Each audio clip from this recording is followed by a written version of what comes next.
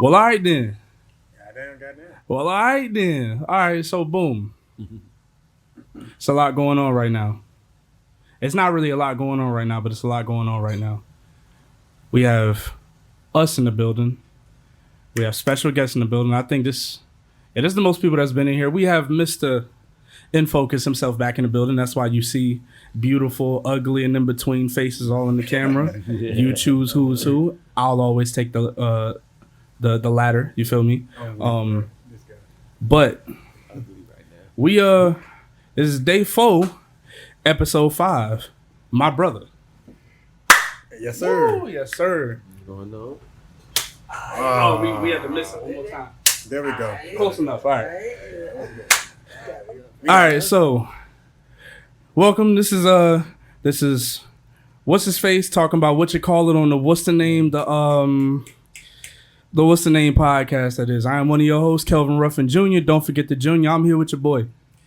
The co-host, Larry the Wavy Fellow, here to tell you chick. Hello. And we have a guest, and we're just going to let him introduce himself today. Yo, what's going on, y'all? Sticky Don Parker John. Oh man. Oh man. Nah, but everybody calls me Stickz, or they know me by King Stickz.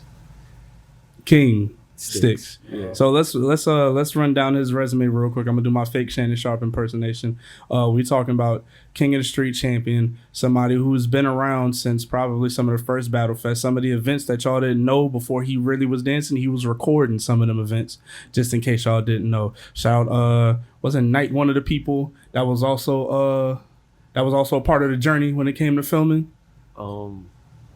That I learned from. Yeah, I learned from him. Shout out to Knight. I learned from But him as well. people be forgetting before you was in front of the camera. I was behind You was the usher camera. behind the camera. Hey, yo, chill. before it's so many people that bypass that part of history, not really because they don't want to learn about it. It's just because it don't come up in conversation as much no more. Like, and I get it from earlier now. you know what I'm saying? Yeah. But first and foremost, I haven't seen you in a while. I haven't seen my brother Larry in about a week. How have y'all been? Let's just recap how we been, man. Mental health checkup. I'll let the guys go first. Yo, man, I'm blessed and highly favored. I'm good. Can't complain, July 13th just made 3 years of me recovering, so I feel great. Yes, sir. So, I'm good.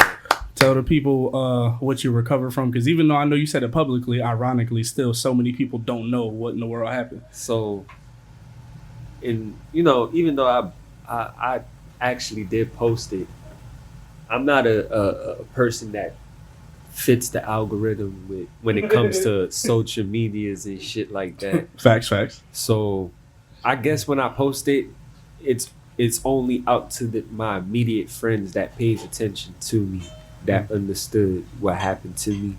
But for a lot of people don't know why I wasn't dancing for a while, because I got shot. I got shot in both my legs. Bullet went straight through my left calf and lodged itself in my right knee, in my tibia. It fractured my tibia. So right now I got like a plate in my right leg, in my right knee. Goodness. You know, How's life been treating you recently since you done came up with 3 years of your recovery journey? How life been treating you? shoot. I'm a whole manager at Walmart, so that means I've been putting in pain physically to get myself like working and stuff, because I wasn't working. I was just chilling and trying to figure out how my body works after a traumatic experience physically. Word. And mentally. I could say mentally as well. Definitely mentally. Can't say so much physically. I could fight through stuff physically, but Yeah. As for the mental journey, it was a journey, and I spoke to you a little bit on it. Facts. Some people know about it. A lot of people don't know why I moved from New York. That's something I don't really want to dig into. You good. So we ain't gonna speak on that. But what I could say for the things that I was dealing with out there, where it was gonna make me crash out on myself Yeah. mentally. You feel me? And that's what made me say, yo, I gotta get away. Cause it's bad for my recovery.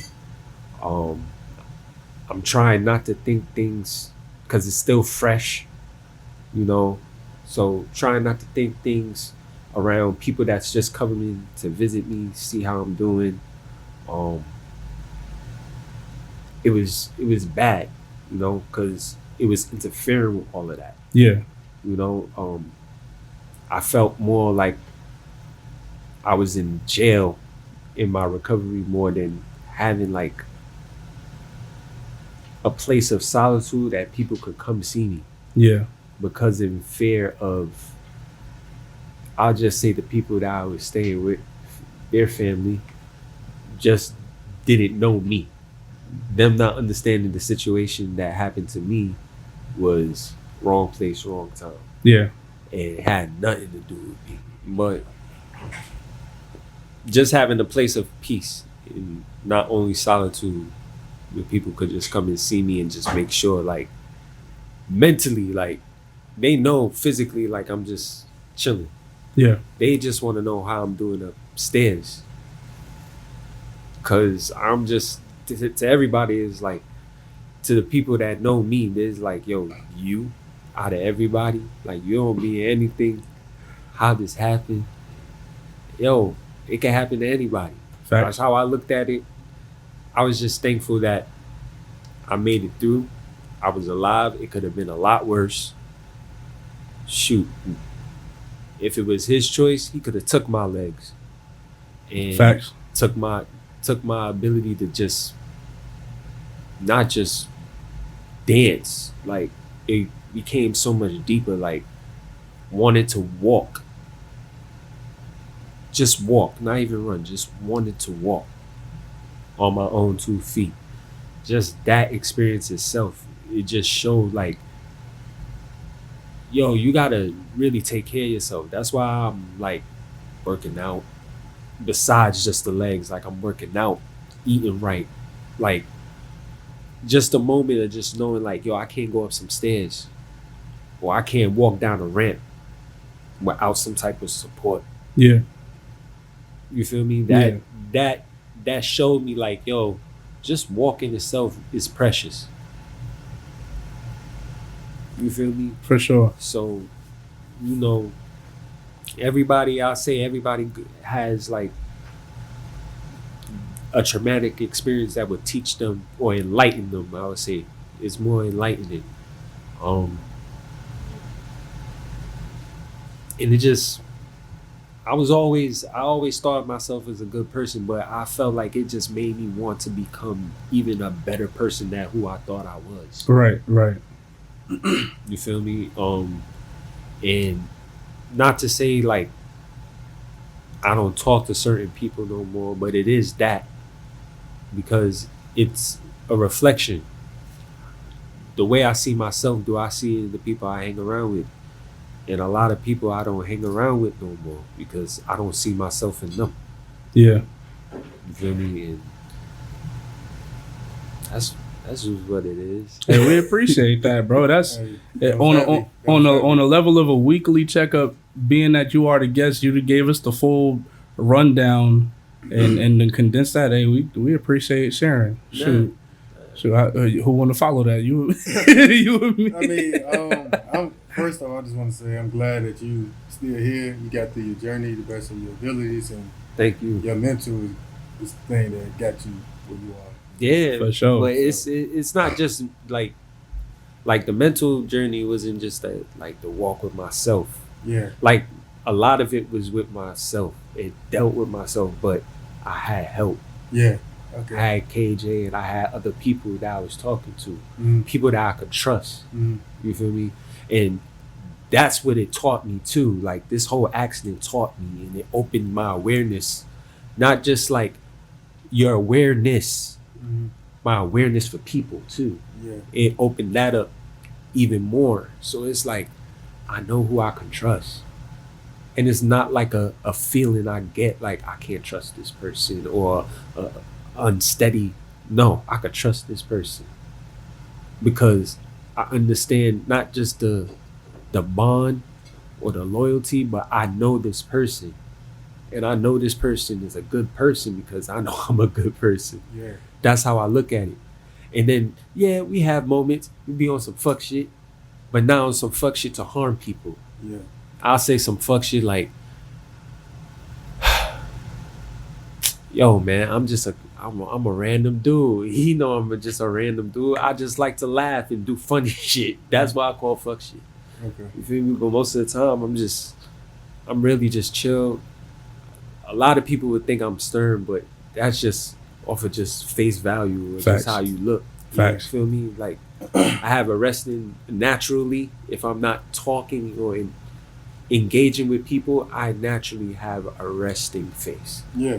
You understand? I have a natural. I'm not angry. It's just my face. Default settings. Default, yeah. Feel me? It's just a default setting, airplane mode. That's what I call Facts. it. That's what I say to people. You know? I mean, Yeah. that's You good got to to scoot. hear, You got to scoot up. You that's too- good to hear, Yeah. man. Like, you I'm too cool to be back there. Like, I ain't gonna hold you. I'm real comfortable because it's just like Brother blazed everything- up. Yeah, you know what I mean. I'm cooler, bro. You know what I'm saying? Oh yeah. You need to lean forward. The matter of fact, Shelf KJ, man. here you go. Another pillow. Oh, Go ahead. bro. There you go. See, But, that's why I ain't want to eat yet. I already know how I'm going. He know my window. That's a fact. That's a He fact. know my window. So I was like, if I do that, I'm gonna close my window. So But I'm good, man. Overall, like I had to move from my old place to my mom's right now for a small transition. we done been there. Yeah, Yeah. so it's like it's nothing big. Found a new opportunity while I'm waiting for my actual job I've been talking about this past couple times to go through. So there's some money to come in my pocket. Go ahead and get an apartment real smooth, real quick, like take care of the things I need to take care of, and I just been chilling. Besides that, I just probably been losing sleep because of this, like being so focused. So Yeah. that's the only thing I can really say. Well, some people say it's a problem losing sleep, but you got to be doing something to lose the sleep. Because by the time you gain whatever you lost that sleep for, when you're ready to sleep, you go ahead and enjoy that sleep. You feel me? So you got to be working towards something to be losing sleep, to be complaining about, yo, I'm losing sleep. Yeah. Can't just say I'm losing sleep. Man, I see you out at the club every day. You ain't doing nothing. Go to bed. Man, go to bed, bro. What are you doing? Nothing. What about you, man? I mean, I'm gonna get to it, but everything has been relatively positive. I think my brother Zion is the only person that knows, so I'm gonna save it. But yeah, everything's been really good recently. Everything's been on the up and up. Still out here grinding, still making sure this product is the best product we can get. I know y'all hearing live errors, you feel me? But that's the best part about the process. This is episode 5, and we sound how we sound, we look how we look. Shout out INFOCUS. I said we look how we look. Everything here is steadily improving day by day. You can hardly see our face in that first visual. If anybody say you can't see our face now with this big bright ass light in front of us, this is going back. And I work at Amazon. That's gonna go right back. But yeah, everything's been on the up and up, and I've been thoroughly enjoying the progress that me and you have been making.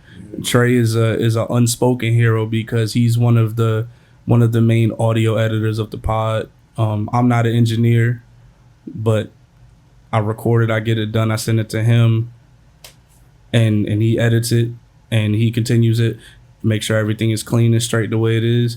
Even with me joking last episode, Trey put an air horn right here. I didn't think he was really gonna put an air horn there. he really put the air horn right there. So it's like the chemistry that we done all established in 4 episodes, like, Yeah.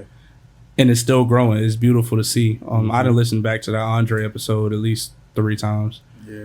Just Couple times. to hear you know, how that progressed from even just the first episode. I still go back, listen to the first one, second and third one. It errors on my behalf with the second one for audio, but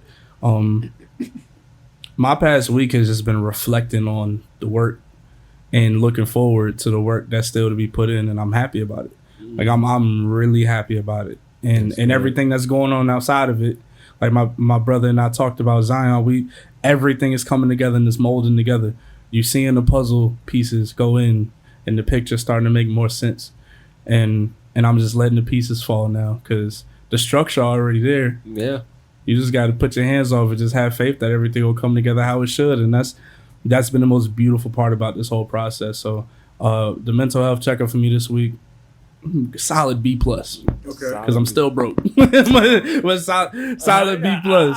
I can say that These bills, man. These bills be getting you, man. Look, but they ain't gonna bring me down too much. A B minus, probably a B minus for me. Yeah. So yeah, we all in the B's. Yeah.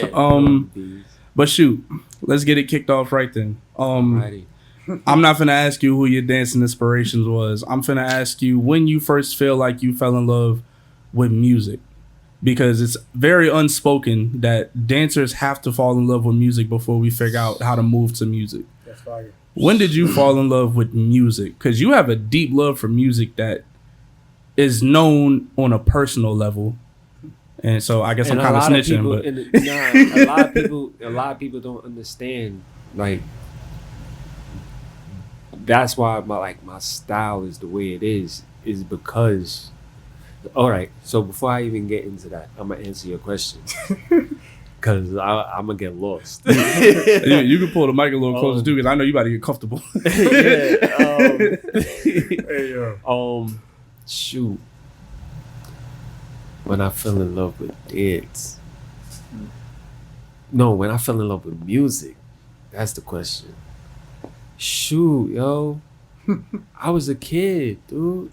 I was like a youngin'. Like real small. Definitely around the age of 4. I'll say that.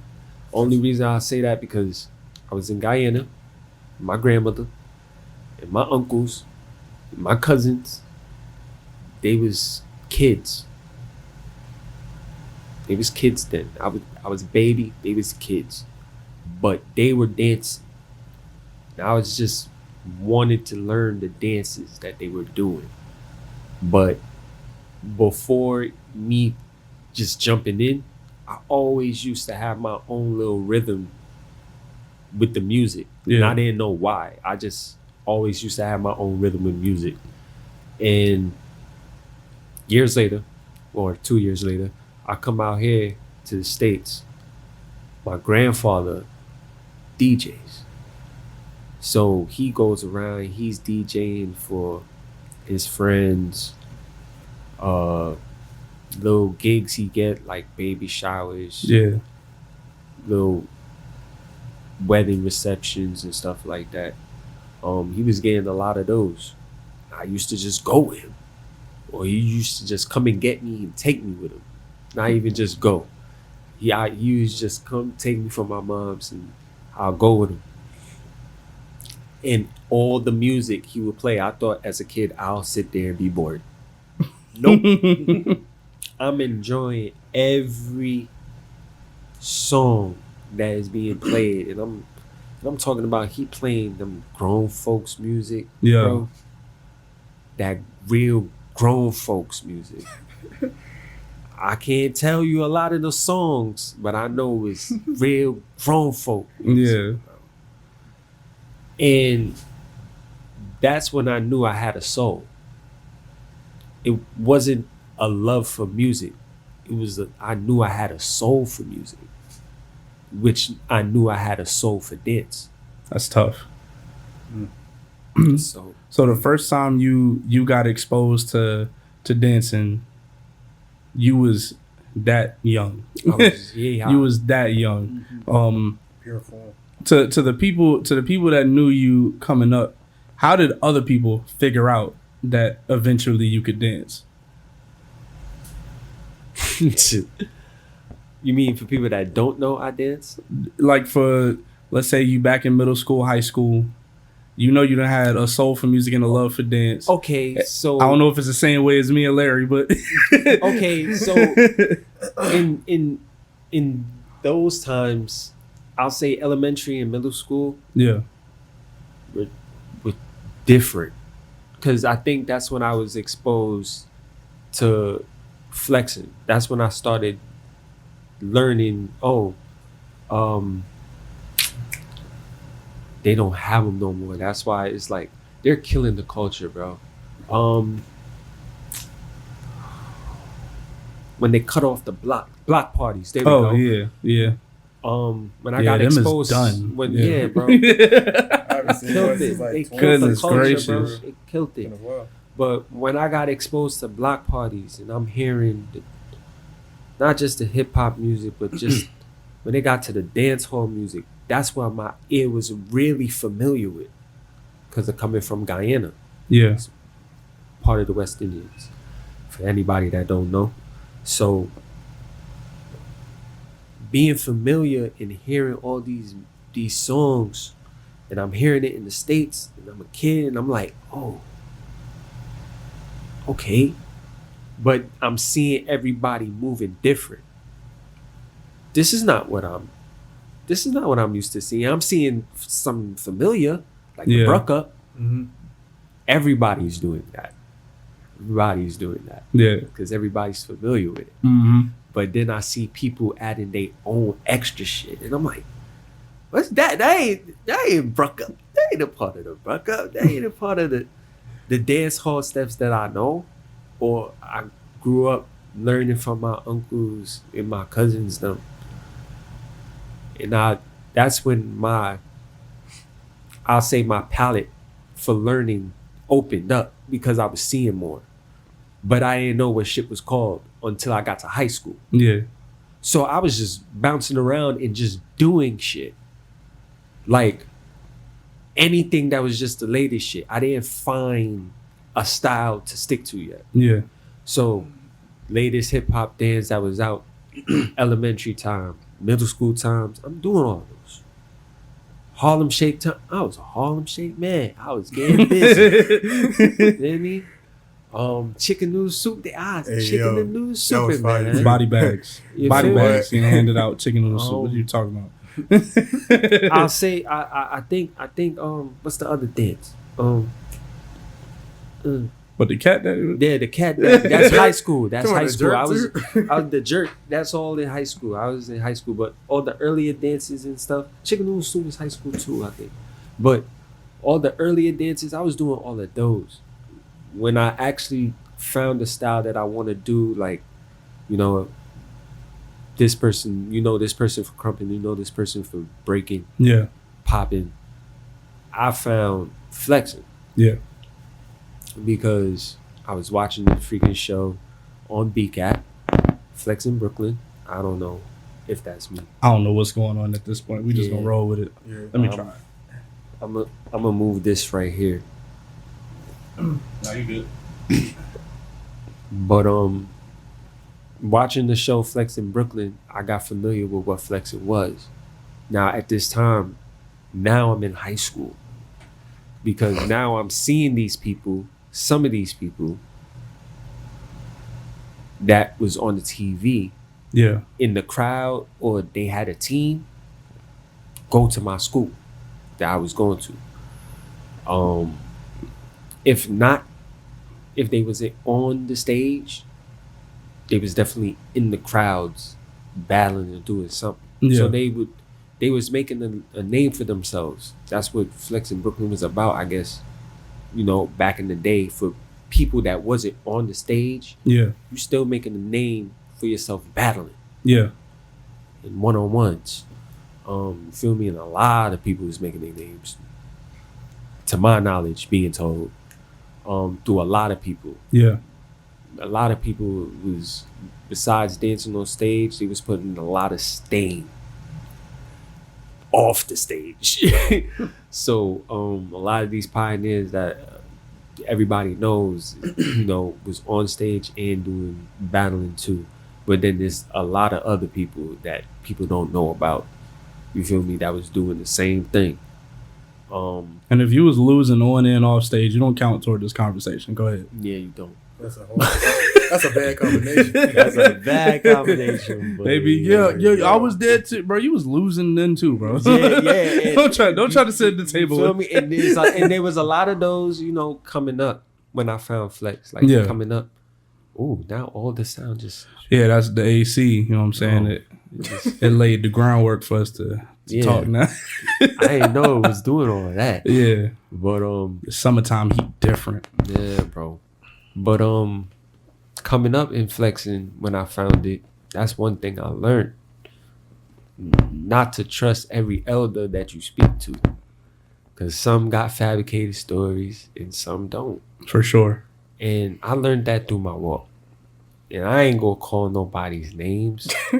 Yeah, we ain't got to do that. People know I'm smarter than that. we ain't gotta call no names. But we can just throw shade. That's what podcasts are for now, right? Yeah. It's just...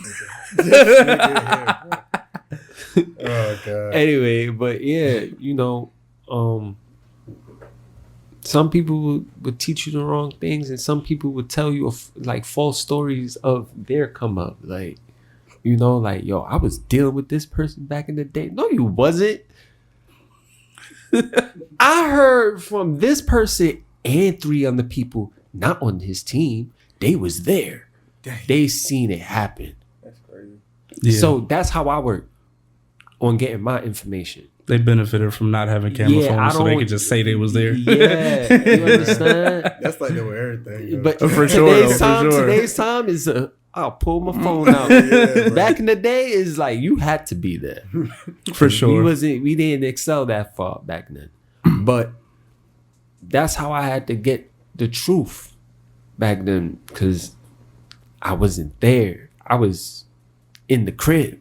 My mom's kept me in the crib. I couldn't be outside. Word. Feel me? I second that notion. I was in the crib. Same, I didn't come outside when everybody was still out going to the Flex in Brooklyn showcases, or they was going to Empire Skating Ring. I went to Empire Skating Ring a couple of times, but I ain't even get to see the nights where a lot of the OGs and just everybody that was going to the Flex in Brooklyn showcases, that was they main spot. They was linking up and just having fun. Yeah. Skating and dancing and battling.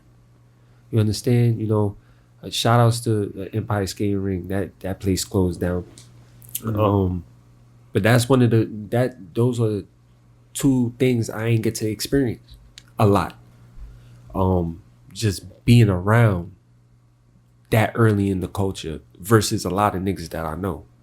So who saw you? Who saw you first? That's gonna be the interesting part of this. Who saw you first? It was like, wait a minute, you? What do you mean? like you dance? Hold on, wait, you?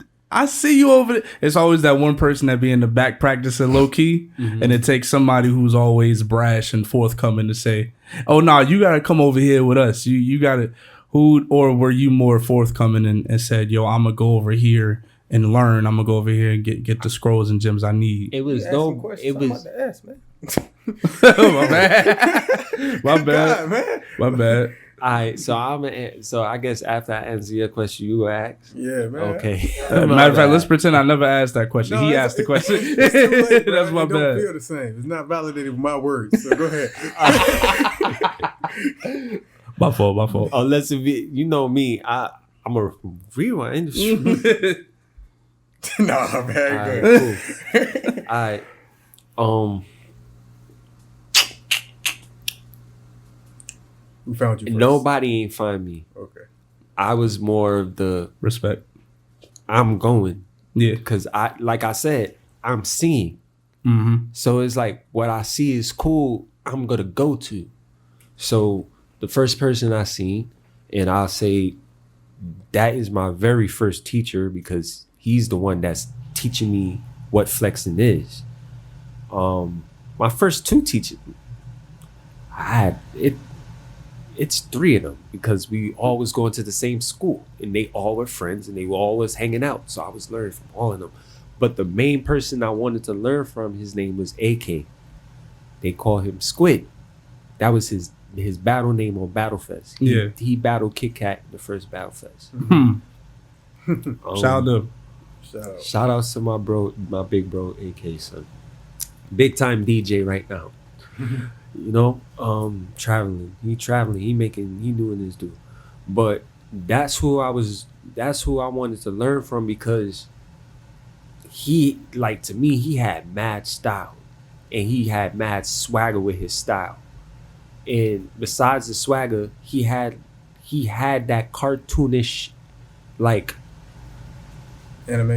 animation, like, he brought himself into dance. And that's why I realized, like, in high school at that time, I'm a freshman. I don't know myself as a freshman, like, right, not as a dancer, like, just as a me. Like, I'm fresh into high school. You know, they say high school is where you start to learn who you are.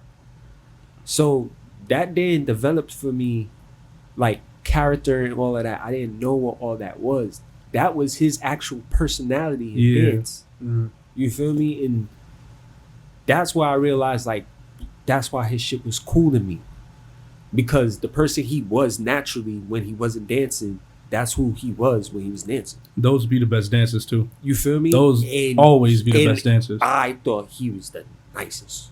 Besides Drew, besides Dollars, because Dollars is the other one that I was learning from. Oh my God. Drew Dollars. Yeah. Shout out to my other big bro. Yeah. Feel me? In the school, he was the glide man. Like, I ain't gonna hold you. He was the glide man, and then is my other brother, Brian, aka Forza. He's from BSV. I ain't heard that name in a minute. Right. Feel me? Dang. Now, he's the one that set the question for me when I was just bouncing around and just hanging around them. So you could say I was just absorbing. You feel me? Like I said earlier, you hang around certain people, you start becoming it. You feel me? So I'm hanging around these people, I'm learning the culture and I'm learning how to give off the mannerisms because this is what I'm seeing them do. You feel me? So learning these mannerisms, I call it in this time the Sharingan eye, the copycat eye. I'm copying my friends. Yeah. Because they were my friends. They were just older than me. Yeah. You feel me? I'm copying them, but I can't dance nothing like them because I'm not there yet. And it took me a little minute because I didn't know what I wanted to do in the beginning. You feel me? I wanted to do everything I seen that was cool. Like I said, everything I seen that was cool, once I learned it, I was like, yo, I want to do that. I think I could do that. I think I have the capacity to do hat tricks. No, that ain't work. I love connecting so much, but I can only sit there for 5 seconds and do something, and that's it. But all the connectors, all my favorite connectors, Dre, Kool-Aid, oh my God, their creativity. Dre is insane, bro. Yeah, I've been a fan. Dre is insane. He's bro. 23, man. He's 23. Call him Jordan, man. Feel me? That's accurate for the way we call him Jordan. Yeah. We call him Jordan because even though he don't cover the range that certain people like to associate with connecting. Let me not say we, because I don't know if the culture jack him as Jordan. I call him Jordan, and I know the team M90 call him Jordan. You feel me? I'll second, third, or 10th that notion because when we think about what made certain speak out of turn. Nah, you people see this and be like, "What are you talking about? We think he Jordan." Man, don't get crazy with me, man. It's a podcast. They gonna run with everything. They gonna run with one piece of what you say and then say all of it like that was the gospel. That's what they do with They do that with lives, with messages, phone calls. They do that. They gonna do it anyway. Yeah, so that's why I retract that Nah, we standing on it. And if you retract that, I'm standing on it. That boy is Jordan for real when it comes to connecting. Yeah. If we look at styles, when we, especially with what we appreciate now, you see how gifted people are offensively with basketball. Mm-hmm. The only reason why defense is so special today is because there's very little people actually playing defense today. Dre, you could equate it to having a mid-range game, but his main goal is to put the ball in the bucket. He just great at mid-range. He's an alien whenever his tricks land, like how Jordan was flying through the air on everybody. Yeah. When whatever he does lands, he is arguably one of the most unstoppable. That's why he can hang with X with only doing connects.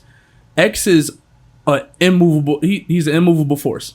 X is just X, bro. It's like a wall. Yeah, basically. Like, he's right there. Like, yo, I'm right here and I'm gonna do what I'm gonna do. But then Dre is also unstoppable. He's a bull in the China shop, and he's a bull anywhere else you put him to. He could run through a brick wall if you tell him to, if he land the right, not even just hat tricks, but just do the right connect that make the right sense of his level of understanding the musicality, as well as being able to blend that with his foundation. Nah, I ain't gonna hold you. Dre's 2-3 in that field. My favorite Dre battle is when he went against Primo. I'm not gonna lie, that was my favorite one. I like that battle so much. I know Stickz can't say that about the battle. Look. No. Y'all got other like. I'm not going to say anything. That was a great battle. I just like that battle. That was a great battle. That's what I'm gonna leave it at. Because even though Dre was wild. I'm gonna put it like this. Y'all got your own personal like stories behind that, but from a person that was watching that so many times. Oh no, I was in your shoes. I was watching it. He was there. Yeah. I was there. So I saw that you was there. So it's like that was 25. Yeah, I think so. That was the event before I came around. I came around 26. So like seeing that a lot was just funny because like I pay attention to the people in the back as well. Oh man! So it's like as I'm watching that battle, the best part of the battle. I'm going back to watch the people in the back, and I'm just like, yeah, this was a tense battle. Everybody had like their own person they was going with that night, and I love battles like that. That was one of my favorite battles with Drake and Primo. Facts, because that was. I'll say Dre for Primo, that was the person that made him go up a high caliber. Yeah. I can understand that. Mm-hmm. You understand? Everybody that I felt like Primo was battling he was... Primo was smacking niggas upside the head. Yeah, he was going mad. He was crazy. And this is not people... I don't know if he was calling out people, but anybody that was calling him out, he was making an example out of. Or I agree with that. Or anybody he was getting put up against that was like, I'll say like, not giving him the credit of what he was building at the time. He made an example out of. He was doing something different with a whole hat movement style. And you feel me? And I felt like with the battle with Dre, it wasn't even that. It's not like, I'm gonna try to make an example out of you. It's like, no, you gonna make me go up, dude, because I know you're not gonna play with me. And Dre don't play with nobody. And I'll say after his for his war battle, his first battle ever. Yeah, in the fest and all that, when it was him, Nick, and was it? I forgot. I think. Fresh. It was Fresh. It was somebody else. Was it HD? No. I can't remember. But y'all I know it was those three. But I know it was them three in the four as well. I think after he lost that, every battle he had after that, he ain't played with nobody. I ain't gonna lie. The only battle still to this day that Dre when he first came out versus when he came back out, and I think when he came back out, he battle rated R. I ain't heard that name in forever. When he battled Bones, I was mad. And that's my favorite moment of Dre. Because I was like, bro. Because nobody think he can go turn it up. Bro, like, I was mad because watching it then, I was like, bro, Bones is winning. But, like, as I got older and knowing what I know now and just being deep within my own style, I'm like, yeah, Dre won. Like, Dre won. Like, all respect to Bones, but it was just like in that way. I feel like it's like a war, and he was able to make a good turning point in that war. In like, I think it was the second round, he was able to turn it around and have the crowd be more on his side. Yeah. So it was like whatever he was gonna do, even like he did a lot. He dumped a lot. So I'm not gonna say he didn't dump nothing. But Yeah. he could have just did whatever. The crowd was gonna be on his side because he knew how to turn that moment against Bones. Because Bones had to fight to even get noticed more in the third round. For Yeah. that's how I saw it. You know what I'm saying? From a spectator's point of If view. I had some chopsticks, I'd Mr. Miyagi this damn fly that's in here, bro. It's on, and it's the only one that always go to like where all the traffic is and don't just mind his business. I'm sorry, Everywhere. go ahead. Is, right? But that also goes to my next question. Like, as far as your battles, you know, what battle did you like the most, and what battle did you didn't like at all? Of my battles, Yeah.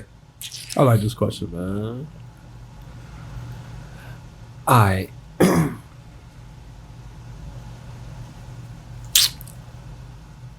And I feel like his answer is going to lead into one of your other questions. So just be ready. Just be ready. Hey, chill, man. I'm just saying, just be ready. damn, which battle could I say I didn't like? You know what it is, bro?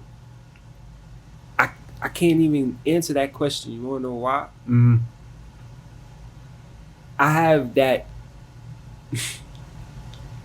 Everybody might say, yeah, they got a Goku mindset. No, I have a Goku mindset for real. Mm.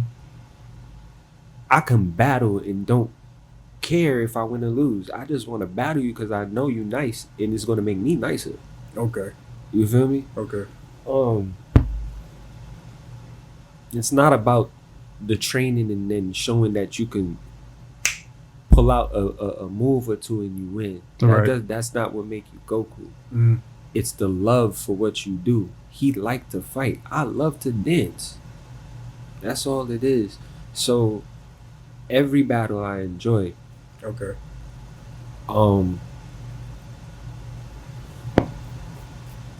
I can't say I don't like any of them. Let me switch up the question.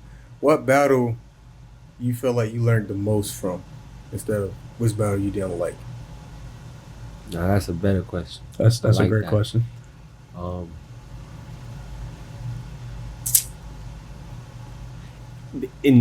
Oh shoot, He gonna say it. I had a lot of battles too, man. He gonna say it. I learned a lot from me and Lazy. Okay. Shout out Lazy. And Shout out Lazy. Goodness gracious, that boy's a legend. the person that made me who I am is definitely Sam. Mm. That's the battle. You said that- Sam? You said Yeah, Sam. that I learned from. That was a Hey, nice hey, battle. I seen we that miss battle you, bro. I miss you, bro. Yo, Yeah, for Sam, sure. I miss you, bro. I continue to do this shit for us, bro. But real shit, that it's Lazy, Sam, and then I'll say shoot. Droid in the tournament. Ah, I was surprised he didn't say it. I'm all right. What you thought I was gonna say? No, we'll get to that later because that's one of his questions. I'm not gonna shit on. I'm not gonna shit on the question again. Oh, But okay. continue. I like those answers because being that you was in the tournament and you took the tournament by storm, like no pun intended, because I think Storm was in that tournament too. But you, The one that I lost to Droid. No, Storm. the one that you won, because wasn't Storm Droid was in that one too? tournament. Yeah, Storm was in that. Droid wasn't in that one. Oh, Droid wasn't No, in that that's one. Killer. No, it That was was You talking Killer. about the one that Droid ended up winning? that was 'cause the you one was after. okay. That's a year Yeah. You was after. defending your title on that one. Mhm. Okay, yeah. Sorry, continue. Go ahead. My bad. Storm was in the one I won though. He was. He was in it. Yes. Shoot, he was in both of them. No, we won't. Jason was in both of them. I thought they both was in them. Didn't he have on some pink shoes in the other joint? That was That was the one. first one Yeah. I won. That's the one Alright. I won. Okay, he I'm went getting against mixed up. Ultimate. Ultimate. What was his name? Shout out to you, bro. Storm like Jamal Crawford. Every time Rain needs somebody off the bench real quick. Hey, yo, Storm, you think you can pull up New York real quick? Storm could be in North Korea. So I'm like, all right, I got you. I'll be there in 20 minutes. I'm weak, bro. No, the reason why he kept saying, I'm surprised he even said, because I was going to ask about, trying to be a good co-host, you feel me? like, I was going to ask, like, how did you take the battle with you and Storm? Because I saw that battle as, like, I laughed to that battle. Okay. I'm going to put that up. You labbed to the battle? Yes. Like, just because, like, that's how you know the battle was mad intense, where it's like, I have to lab to this. like, bro, like, okay. You know what I'm saying? So I felt that energy. So how was it for you? I could say with that one, it wasn't even like a lesson. Mm-hmm. That was me wanting to prove myself. Okay. To him. Okay. Because that was who I started looking up to once I realized what I wanted to do. Okay. It was him, and I wanted to move. Everybody thinks it's Get Low when he actually is a master of movement. He knows how to manipulate that terrain down there. Facts. Exactly. You understand? Yeah. So, I feel like I followed in his lane in a different universe. Like Kobe and MJ type shit. Yeah. Okay. Like if you want to say that. That's perfect. Yeah, actually, if you want to say that, because he recreated a whole style that he seen from somebody, and he placed movement on top of it. That impressed me. A person that is not, we're not the same height, but Storm is a long person, but not tall. Yeah. Like his arms is long. Yeah, you feel me? Yeah. The big wingspan. So, for a person to know how to manipulate his body and then teach me, a person that's just naturally tall, how to just move like this, move like that. Once my journey really started after I left VT, or not even left VT. VT was disbanded. He disbanded it. So after VT was disbanded, I was walking around unconsciously, not knowing I was moving like him. And is when I met Jason, because he told me go and meet Jason.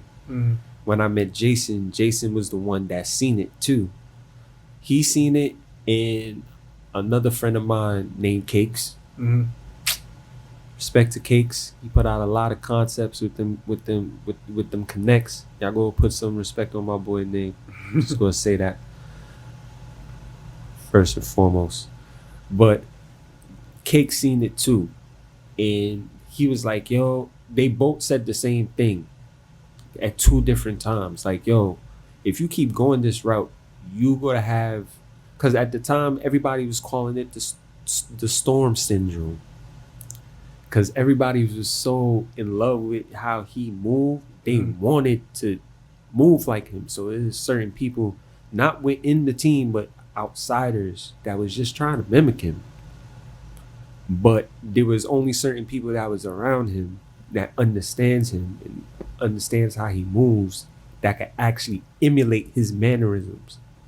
I'm one of them. Steps is another. Chinks is in shout out Chinks too, yeah. You feel me? Us three, we could emulate him very well. I'll say out of all of us, I'll give it to Chinks. Because he say that Storm is that's his favorite dancer. And I'll believe that, because out of all three of us, he's the strongest that look. You could still till this day, he look closer to him. Yeah. Versus me and Steps, it's like an inspiration, and we went our own route with what we want to do with it. but you could still see the traits on steps. Versus me, you can't see it at all because I knew how I wanted to put it. Like, besides my love for music, I have a love for anime, a love for all that weird sci-fi, Yeah, we were just talking about it. horror shit. Feel Yeah. me? So my mind goes into that type of thought pattern, like, how could I emulate this in dance?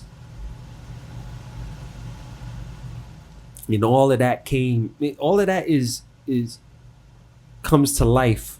It started with Jason, and then when I met Ghost, that's another teacher of mine, Mhm. in Poba. Mhm. Now, I could say that everybody in the whole BSV that stamped something, I learned from all of them. I could say I learned something from all of them, but Ghost was the one I could say that turned my defense dancing, because I consider myself, in my earlier times, I ain't know how to attack. I just knew how to get myself through a battle, whether if I win or lose. But then when I started winning is when I started learning how to attack. And with movement at the time, I was just defenseless. I didn't know what to do with it. Mhm. When I met Ghost, he made it more, yo, put this character on. And then the character became Serpent. It gave me a more easier understanding of, a concept. So I'm not a snake, but I'm going to try and emulate being a snake. The actual animal itself, the reptilian itself. I'm going to try and emulate it as close as I can. And I did. Mhm. And that was my branding, like being in this team, Warriors. That was my branding character. I could say from there, it just skyrocketed to somewhere else. Because like I said, I'm watching all these other things. I'm into anime. I love anime. Mhm. Who I'm going to be now that I'm not the Serpent. I want to become powerful. I damn sure can't become a Saiyan. What's the most thing that I feel like that's relative to me in my journey in dance? And it's Maki. He's a fighter, and I felt like since I started the journey, I've been fighting through the journey because I didn't know what I wanted to be. And when I finally found what I wanted to be, I honed in and mastered it to be me. Nobody else. Nobody don't got my DNA, and nobody can't have my DNA because they don't think the things I think. They don't read the things I read, and they don't walk the walk I walk. To piggyback off his question, everything that you just described, I look at it as a storyline and in a soliloquy almost. Mm-hmm. By the time you got to Ghost and you learned how to attack around the same time, do you feel your battle versus Storm was the culmination of you being able to put all of that together, and you just happened to have the chance to show it against one of the original inspirations, or was that just a very passionate battle for you? Because it's clear to see that other than when you feel like spanking on somebody, it's both. It was a passionate battle for me because it's like, this my teacher is my brother. It's somebody I really look up to with the movement, besides my other movement teacher, which is Brian Enforcer. Yeah. He's the one that told me to learn dancing first before choosing the style and flex. And him saying that is like, yo, come through, learn Bruck up, learn your character, build yourself as a character, and this flexing shit gonna be easy to you. You feel me? And just to say, it's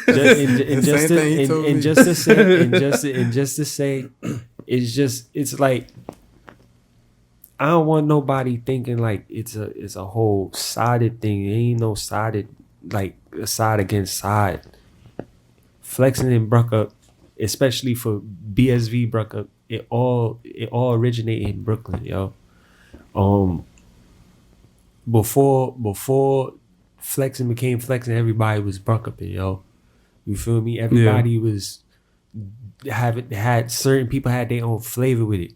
Then when Bruck Up wasn't like around or like envisioned, like people had to go and find their own thing to do. Yeah. So I feel like it's like how I explained it one time. I think I used a Naruto analogy. I think it was an analogy, but I'm not even going to use it because I don't have the two villages together. But you have basically it started everybody's doing the same thing, right? And then once that inspiration that caused that thing to happen goes away, you're not seeing it no more. Yeah. What are we going to do? You have one half that said, you know what? We knew what that person was doing. We gonna stick to it. And then you had another half is like, we not abolishing it, but we can add our own thing. It's two different versions of the shit growing. Right. And that's why I look at it as you got flexing, and then you got ghosting them BSV. You feel me? It's two halves. You bring them together. You are the ultimate dancer. You feel me? That's how I look at it. That's how I look at it. That's just my opinion, though. You feel me? I mean, that's people like what they like. That's another thing. Listen, we could say it's an opinion, but everyone that we can look to as a mold for being the best at some point in time reflects exactly what you're saying. Yeah. Like the cream always rises to the top, as everyone likes to say. That saying goes. If you take the time out to take the understanding of the two sides that are inevitable in all of this, you are going to be ahead of the game for somebody who only wants to choose a side and try to make the other side opposition rather than relative to the growth that is necessary. Even in the development of Bruck Up, from what I saw, BSV developed the Bruck Up style in ways that a lot of people can't even develop their own style within flexing. Mm-hmm. Yeah. But their dedication to the foundation literally structured all of that to where my core is so strong. Mm-hmm. Me adding an extra branch ain't really nothing to it. A branch is going to come from this, but then you have other people who try to make trees out of branches. Right. And it's like, bro, you need a root first. Yeah. You need roots. You need the trunk. I remember when Setters first started, we had the Home Depot saying, "You keep trying to be in the forest with us, and you came out of Vase of Home Depot, my brother. You can't be in the forest with us when you from aisle 17, my brother. No, you go pot yourself in your soil, you grow in your garden, you figure it out. We already established over here. Me maybe not being the most of that, but to what we were standing for, that's exactly what it was." I just want to double back to it because now I think is a good time to start turning up questions a little bit. Mm-hmm. But being that battle was so passionate for you, we seen you spank on people and and talk shit to them. So that was different. That battle, to people who might have knew you personally and knew y'all's relationship personally, that battle put an emotional strain on a lot of people watching that because that level of competition is very high for, especially being that I know niggas personally. It's not fair. And asking that question, I know where you going with that question. Like asking that question, right? I feel like after that battle, that's what started the whole. Oh, I want to battle Storm now. Well, for everybody else. It made sense. Cause didn't Slick battle him after that or before that? I think Slick battled him before me though. Okay. I think he did battle him before me. Yeah, he battled him before me. Yeah. It's after. Cause that you gotta look at it like I don't have no problem with you. You taught me. I was in your team. Yeah. I'm your little bro. From the outside looking in, though. It look like you hated But that, then- man. but then- It look but like, then- yeah, you owe me money, my nigga. But then, What is that? but then, look, no. But then this is the other perspective. Now, this is what people probably understood is that I'm the little brother. So you gotta work hard. I'm gonna work hard. Yeah. I always felt like at the time when I was in VT, like I was working hard, but I was young, so I could admit, I could say I was jealous of other people being nicer than me. Vibes, he's a golden child. He was just Goodness gracious. every freaking day. Yes, sir. That man is coming up with something new every day. It's not every week, every day. And Yeah. Lisa told me to watch him. He's still But that, Diesel was right. and he's- For sure. and he's still that genius of a dancer. But I ain't know that was vibes though when I first. You That feel was me? vibes. He's still a genius of a dancer. That's one of you feel me? And so I'm a man at the end of the day, and to admit that I was jealous of my own teammates. You feel me? Because they was nicer than me. Show off, smooth, Oh, wave, yeah. Lil Wave. Feel me? I was jealous of them because they were nicer than me. You feel me? Mm. And I had to do a lot of work, and I felt like Storm did his best to see everyone, but I felt like I had to do, hey, I'm over here too, and yeah, the light will always hit me when I do that, but that was the feeling that was like, you know what, I'm not that anymore. You're gonna see me. Yeah. That's all it was. Yeah. If anybody been in that little it's brother passion. position before, It's it is that passion. passion. Exactly. It's yeah. passion. It You're really gonna is. see me. You feel me? And that's all it was. Like for me, Yeah. I could fight my brother. I could. You cannot fight my can't brother. You can't fight my brother. But For I sure, could for fight sure. my brother because, and that's why anybody that would try to battle him would never get that type of intensity after me and him. Yeah. Yeah. Because that's a bond, bro. I One have thing a I'd say- bond, a connection. He went to Don't- default settings for everyone after Yeah. you, I and he don't just know. started dog Even with- walking people on the regular. Even the battle with him and Sage, I'd say that'd be the only close. And that towards that was battle. and I'm not gonna lie, this ain't no shade to nobody else. That was forced because although Sage was the golden child of Get Low during that time period, and I feel like he's 35 times nicer now than he was then. But being that he was thwarted into that position because he had the Reem cosign unlike anybody had during that time period. Reem saw something special in that man and said, nah, the gems that I had that people still want to see me for, I see in him. And you could see that just in how he was promoted, how he was pushed, how he was aligned with certain things. That Storm and Sage thing, although Sage rose to the occasion and did amazing, it was a little forced. And I say it was a little forced because Storm is one person who'll pull up to a battle, whatever tunes you got, throw it on. And that's Matter of fact- and that's just off experience of him running a gauntlet with all of us back in the day in VT. And not just that too. I pull up if I feel like I rinsing respect you, I'm gonna put on something that I enjoy. He battled Sticky to all gospel tracks. That's what he really listens to. Mm-hmm. So it's a different level of respect. But then you turn around and you see Sage DJ picking out Dirty Diana.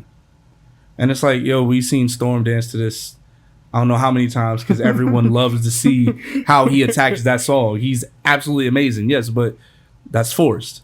And then we're going to put on this classic tune that we've seen Storm dance to 50 million times. I get that. He's going to go crazy to this and is going to bring the best out of Sage.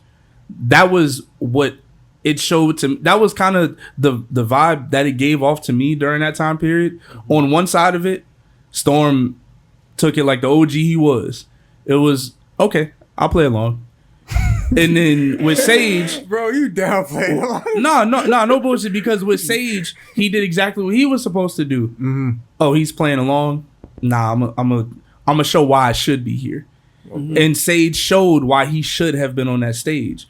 I'm not saying Sage got washed by any means. It's debated that Sage might have won the battle. But they went 4 rounds, didn't it? Yeah, and even the 4th round is like, it's still by the time Storm actually felt like dancing, it's round 4. You get what I'm saying? Like, when Storm danced for real and he battled you for real, I'm gonna get my point out and I'm out. But I'm gonna make sure I establish my point while I'm in here. But when Storm feels the passion and he feels the love and he get going, now I'm ready. And he didn't feel that till later in the battle, and I don't think that had anything to do with Sage because Sage was amazing during that time. It just had to do with it's him.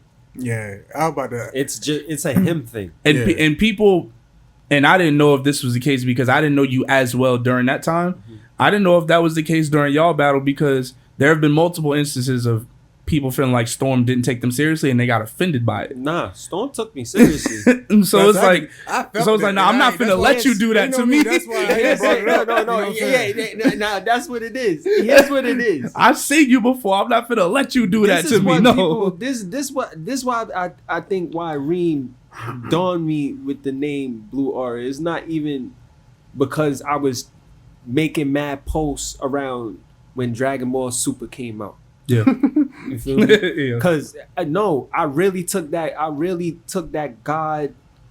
God form into a whole different other light of thinking. Speaking of that, how was it making that? Everybody just assumed you was Crip. Chill. Yo. How many times have you been asked that for real after that though? For real? I was asked that before that. That just reinforces like, oh yeah, so he is. It's like nah. I was asked that before that. Wait, I was asked if I was Crip way before that. Oh, and man. it's just, like I said, is when you hang around people, you build up certain mannerisms or you build up certain habits. I'm from Flatbush.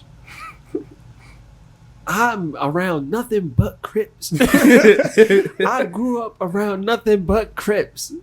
I'm listening to nothing but Crip music as a little kid, not understanding that Snoop Dogg is one of my favorite artists from California.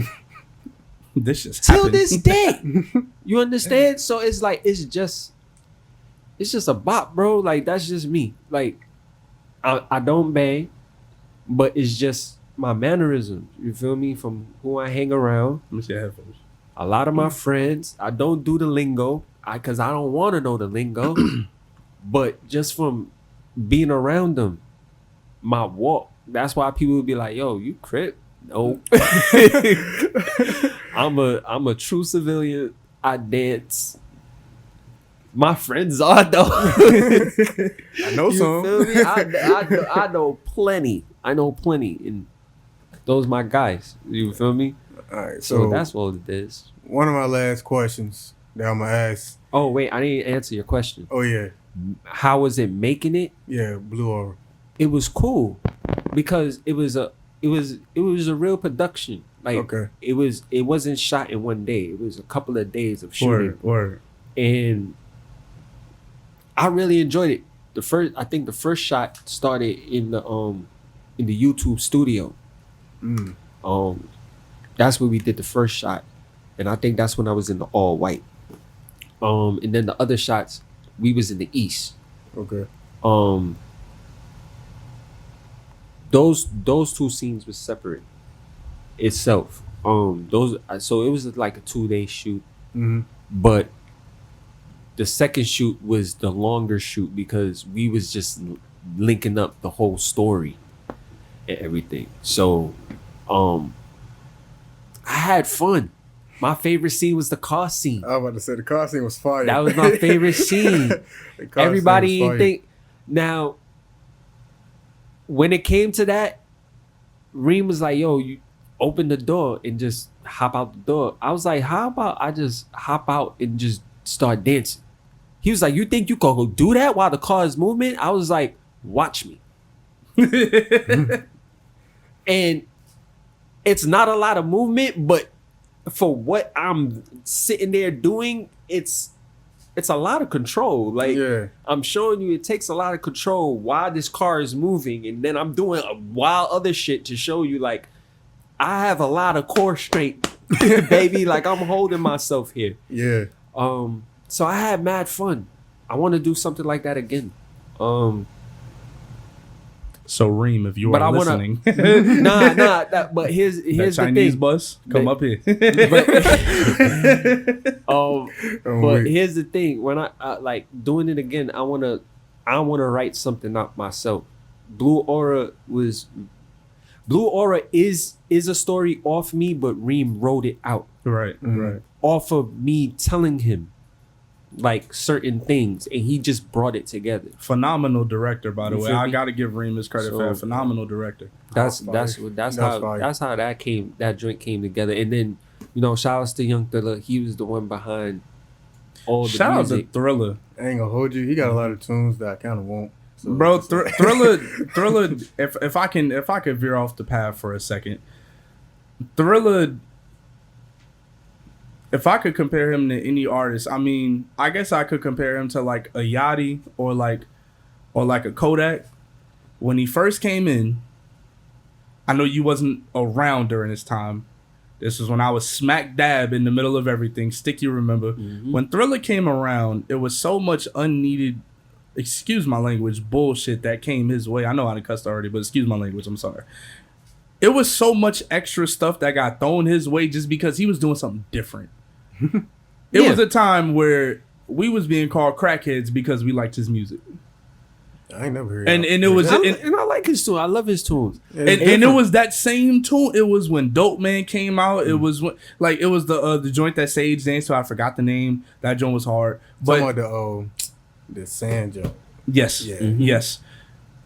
When he came in the game, he was polarizing and he didn't say nothing. Like he came in the game, released the tape, was around Reem, and Reem had plugged him. I remember Reem had the Pieces series. He was a Yeah. part of that joint, It and was that. and it was like, bro, as soon as he released music, for some reason, everyone immediately, not everyone, but there were a select group of people that immediately wanted to outcast him just because he was different. He was rapping over tunes.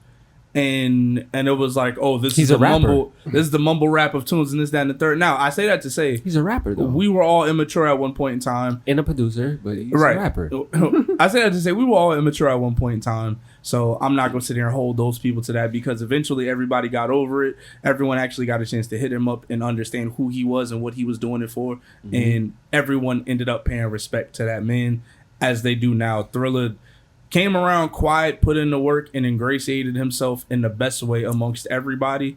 And now he is one of the people that, as soon as he came in, he was at the top of the pinnacle, really. He was at one of the people at the top of the mountain. We can't throw Willie off that mountain because he always going to be up there. You want to know why Thriller became important figurehead when it comes to flex tunes? Because around that time, people were looking for flex tunes. Absolutely. Oh yeah. Everyone was on a hiatus. Everybody of some was looking sort. for tunes, and Thriller was willing to, not only with the Blue Aura album, he came out with the War on Drugs after. Yeah. That was fire. That Right was the after. album. That album was hard. You feel me? There was only 5 Right- tracks. right That after. show was hard. Right after, and, Yeah. and that fed the people. You Yeah. feel me? Because they was running it like wildfire. Mm-hmm. You feel me? And he just kept dropping little singles, but those little singles end up coming out on albums later For on. sure. I don't know how many albums he got out right now, but he got albums, boy. He was feeding the And I think streets. every King of the Streets that won, he made an album after. So Droid got his own. I think Droid got his own. X got his I- own. Killer got his own. I think Killer got his own. For sure. I think Droid got his own again, because he won twice. He won King of the Streets twice, He did it back to back. Not not- back to back. not back to back. He did. Remember, he took a delay and then came back When they went to when they was Caffeine. on caffeine. Yeah. When they was on Caffeine, he won that King of the Street. Because he beat the one with him and Jason in the finals. I don't remember the other one. Crow. That was. Yeah. I thought Killer won that one. Him and Crow. Yeah, him and Crow. Him and Crow. Oh, you was in talking the about final. Killer? Killer was Was after He won was twice. after Droid. I thought you wait. So Droid won twice. Killer won twice and Droid won twice. Yeah. I thought Killer and Havoc was only 2 people to win twice. No. Killer, It's Havoc, three. Killer, Dang. Havoc, and Droid. Yeah. Mm-hmm. Man, They- shout out to them boys. I was putting in work. yeah. Goodness gracious. Yeah, man. Yeah. Take your leave and come back. But no, I think Havoc is the only one that did it back to back. though. Yeah.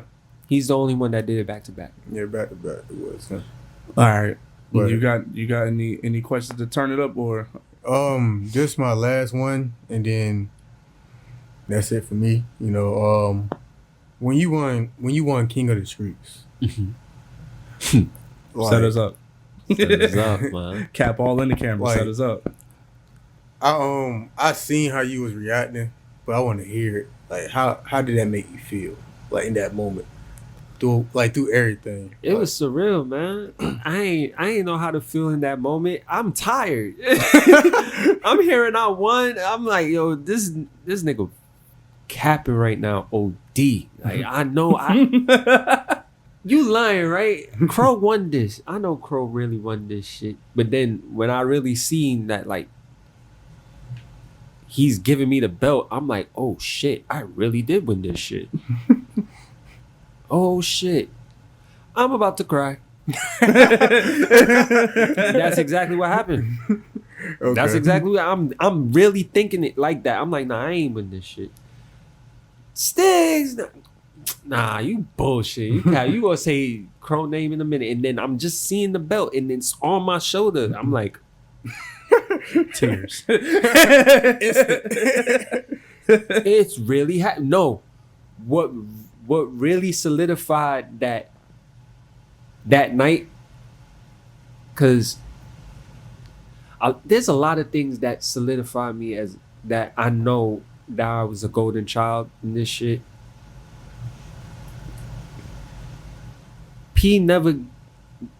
The first original King of the Street. Mhm. Anybody that won the belt after, he always did some type of going after them, battling them. Mhm. When I won, he took a picture with me with his belt in my belt. That's tough. Instead of I win and then a couple of months later he comes out of the woodworks and tries to battle me for some. He's famous for that too. He's famous for that. And this kind of happened after he did it to Dollars. I think he did it to Bones. I don't think he did it to Havoc though. He did. Oh, he did. That was Mind their you, battle. That was their that was- personal battle. that Yeah, was their that battle. was the battle. That Me that and- energy me is and very mine- much needed. Me and my No bull. stepbrother had a debate over that battle because he was on P side, I was on Havoc side, but He won. did do Yeah, it P in won. Palace. Let me not even He think won about that it. battle though. Hey, when he kicked the feet off It and was just GGs. used the real feet. It was GG's. I thought. He used the real feet and got all the toes That kid to is eye what the you tiger. call Oh my god! that kid. I might have to put that on the TV as soon as this episode over. He That went- moment- oh my goodness! And for anybody that's familiar with that moment watching this, I will always call that moment right there. In today's time where everybody understands what Goku and Vegeta is going through right now, this Ultra Instinct and Ego, that was his Ultra moment. Instinct. Yeah, that was that his joint moment. just happened in him. That might have been both at the same time. Yeah. Ultra might have- ego instinct. You know, it might have been both because you got to look at it. For my man to kick off his shoes, take off his socks, Oh yeah. and start gliding, and he's spinning on the tip on them toes, boy, On a hard stage. on a Yeah. hard stage. And most niggas couldn't. It's dance on slidey, no, because he had the little what's the thing? He had something covering over it. He had some like thing he used to cover the stage with. Yeah. So it had this type of feeling. The stage had this type of feeling. Oh word. Okay. The fake stage. He put a Yeah. fake stage over the stage. Oh wow. Yeah. Yeah. So because at that time the stage that he had was too rough for people that, you know, do get low and all Yeah. that. So they used to complain, or people that used to glide, they'd be like, yo, I'm tripping over the stage. Right. So he yeah. bought a fake stage to put over that stage. So now you got Anybody that want to get busy, it's smooth floor. You can no complaint. Yeah. I see trash. That's just you in your lab. It's just you. Yes. It is just you. So he fixed that problem. So with that battle, it's like P would have did it regardless, even if that type of protector extra covering wasn't on the floor. He was going to do it on the raw concrete. The only dancer who has the willpower to do that is undoubtedly him. Is it? All right. And shout outs to my brother P too, because that's where a lot of the creativity come from. You don't have no GOAT conversation in dance period without P. And I know that sounds, I guess, kind of to outside people, that sounds a little small-minded because, the flex community, it doesn't necessarily get outside of respect as much. It gets more now than it used to, but P is in any GOAT conversation you could think of for greatest moments in dance. The Apple commercial that played during the Super Bowl, that was an iconic dance moment. Those flowers need to be encased. For real. P is no Mount Rushmore, whatever y'all want to call it. Y'all don't have that without that man in that conversation for sure. He's definitely one of them, part of it. And he,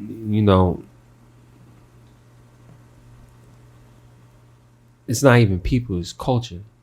Culture can make things and kill things. Facts. You feel me? And it's kind of funny working for Walmart.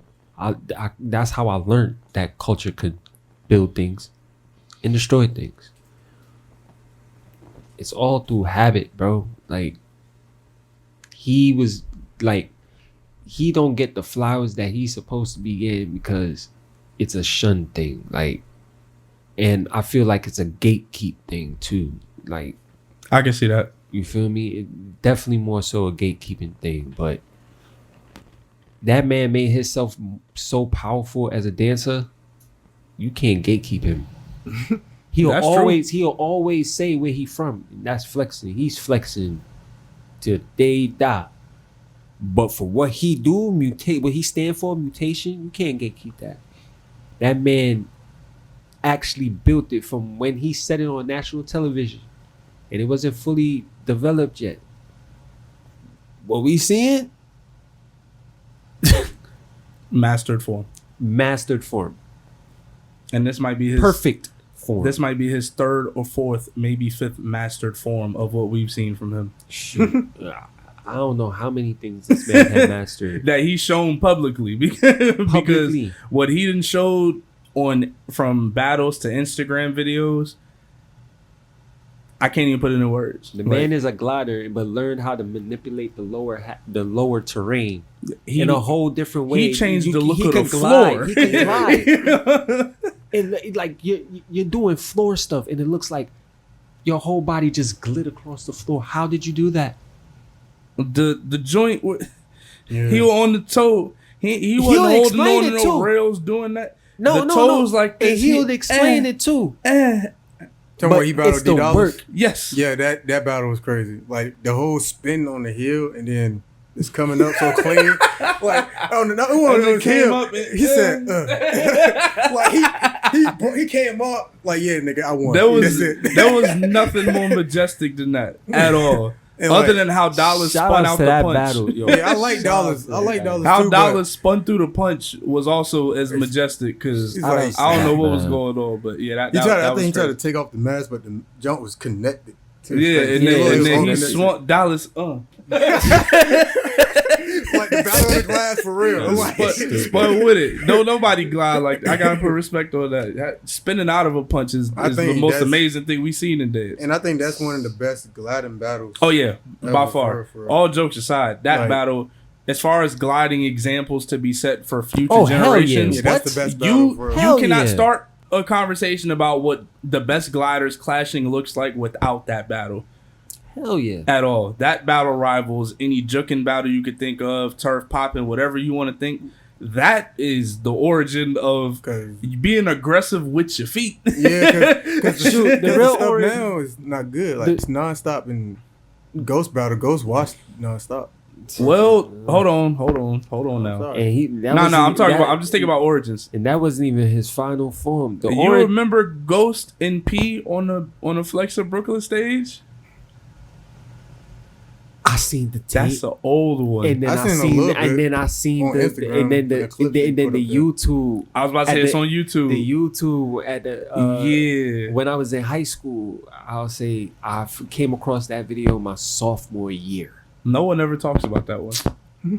Boy, that was amazing. Them niggas on that was stage. amazing. My son P came out to the Evanescence, and then Ghost said, "I could dance to that too." And then P switched it up, and then he came out with something else.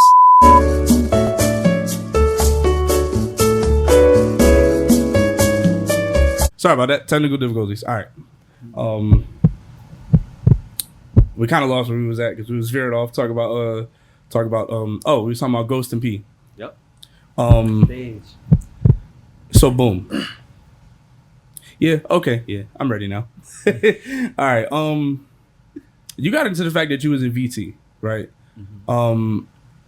That group kind of gets forgot about in the grand scheme of things, even though that group, if you look at the main members of that group and how those members of that group had huge impacts on flexing culture after VT was disbanded. Because you said Steps, you said Show Off, you, Storm.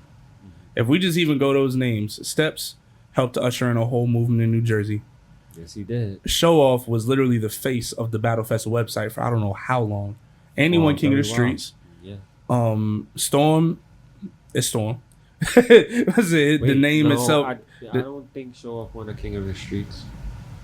Show Off never won. No, Show Off didn't win. He might as well have won King of the Streets because he had the promo on lock for Battlefest. He was the model. He was everything. He was him. Like, even though he didn't win King of the Streets, I thought he won King of the Streets. He was still him when it came to flexing culture. And he's still to this day a lot of people's favorite Battlefest dancer that they've ever seen. And has had some of the most classic rounds. Because he was a hard worker. Absolutely. And you could tell just by how he even prepared for the battles after he retired. Mm-hmm. You could tell he was visibly frustrated with himself that things didn't come out the way that he might have pictured they wanted to come out. Mm-hmm. But funny enough, they were still killers. Like, they would still kill moves. Yeah. Moves that people could not stand against. And he still don't look satisfied with the full outcome of the move. That's a different level of hunger that a lot of people can't speak to. Yep. He had that. Shortly after, was it after? I think it was after. Mm-hmm. Full Surface. Yeah. That group, at least in recollection, because I wasn't around during that time, that group has always been, it was a duality about the group on what it actually was and what people perceived it to be. Mm-hmm. And that group is also filled with what a lot of people would call Hall of Famers, really. People who don't really get spoken about as much anymore, but still had a heavy impact and was heavily in the culture. Names that you can't shake if you really know people within flexing. Names that you'll hear over and over and over again. And I know these people personally. Right. What was the experience like being a part of Full Surface, knowing how the group was viewed sometimes versus what it actually was, which was a group of people who were actually almost like family. Yeah. And being that it was also spiritually represented to a certain degree, was kind of frowned upon amongst people who didn't have that same spiritual representation. I'll never forget that video. There was I forgot who, somebody made fun of the video where somebody got baptized. Oh, okay. And everyone ran with that video and started making fun of it. It's like, Carrie. Bro, this is one of the most pure. Oh yeah, Carrie. Goddamn Carrie. But just even like goddamn Cobra Commander. That might have been one of the first groups that I had seen, because then you see stuff like the Crump movement where they had the whole Christ Step era. But that might have been one of the first groups that I seen that wanted to establish seemingly a spiritual identity of just establishing a fellowship within the group. You know what I mean? And what was it like being a part of that, especially for the community and culture that you was a part of during that time? Well, I'm gonna just say, with that whole video, that was after full surface. I wasn't surface anymore. And that's when I was Warriors at the time. But I was still around Jason. Yeah. I wasn't Bullies at the time. So that was, everybody that was still Bullies, the rest of my bros. Yeah. I'm a bull till I die. So, shout outs to my brothers. You feel me? We're like, if people don't see us in today's time, it's because we're all grown. Facts. We have, some of us is family men, and some of us is just grown, and we doing what we gotta do. For a fact. But for that video, that was just Kerry making fun. Absolutely. Not, just to get back at me and just to make fun, because that's who he is. He's a funny guy. He like to make fun. He like to just make fun and just stir pot if he get to. And Kerry is hilarious. Kerry is hilarious. I'm not gonna hold you. Yeah, he's just naturally. He's a clown. Freaking bozo. I get half that clownness from him too. Telling you hang around people, you start downloading certain things. So it's Facts. like he's definitely one of them. But that whole experience being in Surface, You think it was a disappointment? it was a disappointment. Yeah, it definitely was, because I felt like at that time I was making the name for myself. Mm-hmm. Magic was making the name for himself. Mm-hmm. Actually, Magic and Phil was making the name for themselves.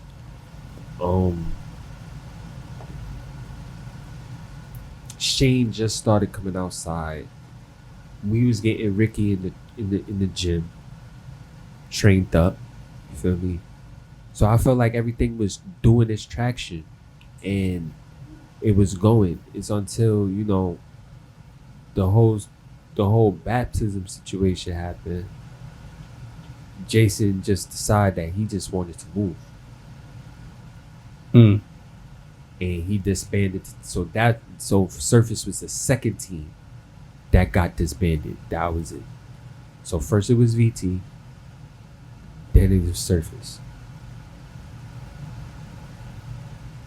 I always say everybody got their Ryu journey, and I thought that was Jason on his Ryu journey. Right. You feel me? And I couldn't knock it. Was I mad? Hell yeah, I was mad. Because I ain't know what I was going to do after. And it's the second time this to happen. And it's the second time this happened. You feel me? So after a while, I was just chilling to myself. It was just me, Magic, Phil. We were just hanging in Shane. We were all in Ricky. I keep forgetting these guys. We was all just hanging around each other, either on Magic's block or by Shane's house. And majority of the time it's by Shane's house. And this is when Fab was just introduced. We didn't even come up with it. We ain't even come up with a team or anything yet. But Magic was the one, no, Phil was the one that said, yo, we be around each other every day. This should just be us. This should be the team.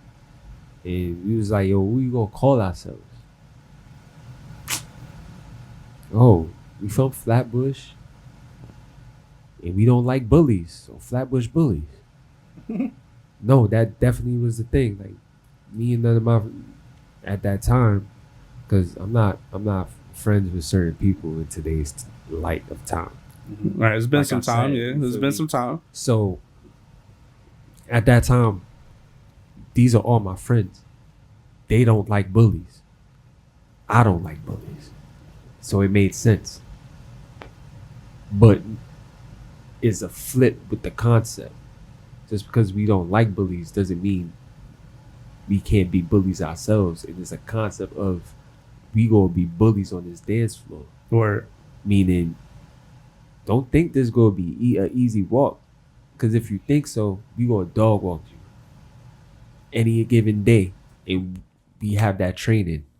So it's like with the training and the experience, and then battling each other, especially during the service times, we was well equipped to like, yeah, we a team. I'll say like Kerry being a part of it, he's like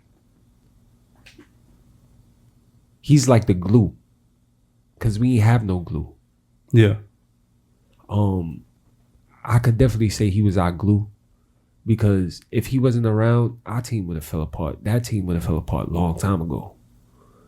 And like I said, you building certain relationships with people. It's like I felt like with him, he had a relationship with each and every one of us. Whether if it's 2 at a time or it's just dolly. I know for like me and him for sure, it's a dolly thing, because it's like I don't have no relationship with him that I'm around anybody else. Right. He understand me for me, and I understand him for him. And that's a whole different other type of, I'll say, scene for somebody else. Yeah. So I'll say Kerry was definitely our glue. But yeah, man, after that, I forgot what happened. Oh, this what happened. That urge for learning more button turned on again for me. Yeah. And at the time, I felt like, I'm not belittling none of my mans in them, but y'all don't do nothing that I do. And y'all can't help me excel in what I can do. So I'm going to go over here. And that's what led me to Ghost. Perfect, because that's what I was going to ask you. Mm-hmm. There was always an image associated with that side. And for some reason, everyone always treated that side like the dark side of the force. And I ain't gonna say for some reason like it wasn't easy to classify it as that during the time, because that role was embraced. Like seeing Ghost just double down on that side, even with how he posted, how he addressed people, how he moved. Give a fuck. Once he saw it, it was like, oh, this is what you think? Okay. He played Eminem. I am whatever you say I am. So what did you experience going from, you got VT full surface. Of course, the inception of Bullies is outside of that, because that's more personal to home. Mm-hmm. What was it like walking in the sessions now with the vest on, with the serpent vest on? So No, I was just looking at everybody. So no, but for anybody that really knows me outside of dance, right? And this is why people like, especially shout out to my brother Knight. This is this anime show called Fire Force. There's a character named Benny Maru, which is what I call myself. Yeah, I've been calling myself Benny for God knows how long. Yeah, and that's based off a movie called, and a character from City of God. A person that's a character named Benny. And it's all placed off who that person was in the movie was my personality. Yeah. And that's why like Fab was like, yo, your nickname Benny now. And you know me, I gotta tap it in with an anime character. Yeah. It took years, but when I came across Fire Force, I was like, oh, I do act like this dude. And then this is me telling myself I act like this dude. It's until Night, going back to him, shout out to Night, he said, yo, you act just like him. And I'm like, what do you mean? It's like, you see that? And I'm like, whatever. I do have that about myself. Like, I don't want to be bothered, bro. Like, I'm here chilling. So Benny Maru came from Fire Force. Yes. I thought that was just a name fusion because at the time when I think around the time I first got to know you, you was rolling with the Serpent label. Mm-hmm. I was like, oh, he didn't combine Benny and Orochimaru. I was like, oh, Cause okay, you word. gotta understand, like I was wrong. in this thing, like people think like my whole growth with dance is like just my growth with dance. The names that I carry or the names that I was given, these are characters Yeah. that I had to develop, and they all dance and think differently. They don't dance the same. Everybody thinks differently. That's how I have it put together in my head. And you gotta be somewhat of a genius to think that insane. Makes sense. understand? Makes sense. So I feel like I have it that much together that it's like you could see the growth. Like I had Sticky Don Parker John, that Spider-Man.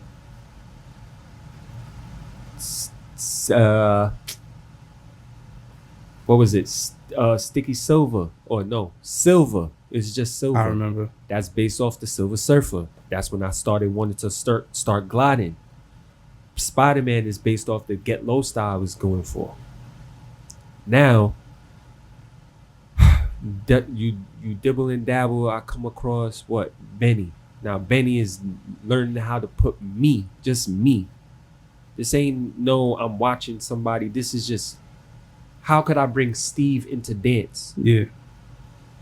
So Benny is me. Actual Steve, my whole personality as a person, like I say, I'm a hippie. And I say that proudly. You feel me? That's why I am. I'm a calm, chill person. So when I dance, I'm a party. That's who I am. As Benny, I'm the party. I'm the life. I do see that more now in your dance than probably ever before. For Because real. it's so it became so simple after this happened. Understandable. Before it was just a build. But then after this happened, I had to relearn everything. So relearning and then weight balancing and weight shifting, relearning all of that is what made it, it's like, oh, this is so much easier than what it was before. Well, I thought it was before. Because I had more time to sit down and be like, nah, that's not how I wanted to feel. That's not even how I wanted to look. Now, when you can put it to a point like that and you're not even looking at anything, like you're not looking at a recording, you're just daydreaming because you already seeing it. Yeah. That's how far gone I go. So, you think that helped you like rediscover a love for dance? yeah. Because I know. And it's not to battle neither. Yeah, it's just for to dancing. dance. Yeah. It's just for dance. Because battling, and I even experienced this, and now that I'm washed up, it all becomes a bit monogamous after a while. Like, not monogamous as in you need more than one thing, but this one thing has been this one thing for so long. The appreciation that you had for it when you first saw it bright-eyed and bushy-tailed has now faded and withered and only become this narrow line that you've been safely trying to walk on for a long time. So I only ask that because all of that now dissipates. And instead of that one line now, it kind of creates its own Big Bang theory and opens completely back up to the realm of possibilities. That's all it is to me now. It's not a thin line. It's not a pattern. It's all out there. And anytime I feel like I want to bring it back to being a thin line or a pattern, I can do that. It's like the Tony Stark computers. Yeah. That's how it is now. It's not even, oh, I'm following this pattern. I've been doing that. I started creating my own patterns. I was going this line, and then I started making mad other lines. Now it's just, okay, let's open this up. Let's bring this out. Okay, let's throw this away. Let's put this back here. Now let's bring that back. Oh, okay, that's a whole new different type of suit. Okay, let's switch this up. Lift that up. close that back. Okay, I could do something with this. That looked like I just made a sword and a shield. Now, how could I do something with it?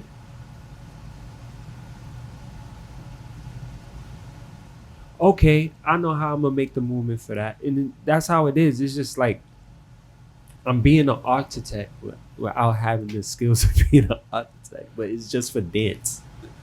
You feel me? And I feel like that's through practice and just the training you put into, because I can't say like I wasn't doing this for like 3 years and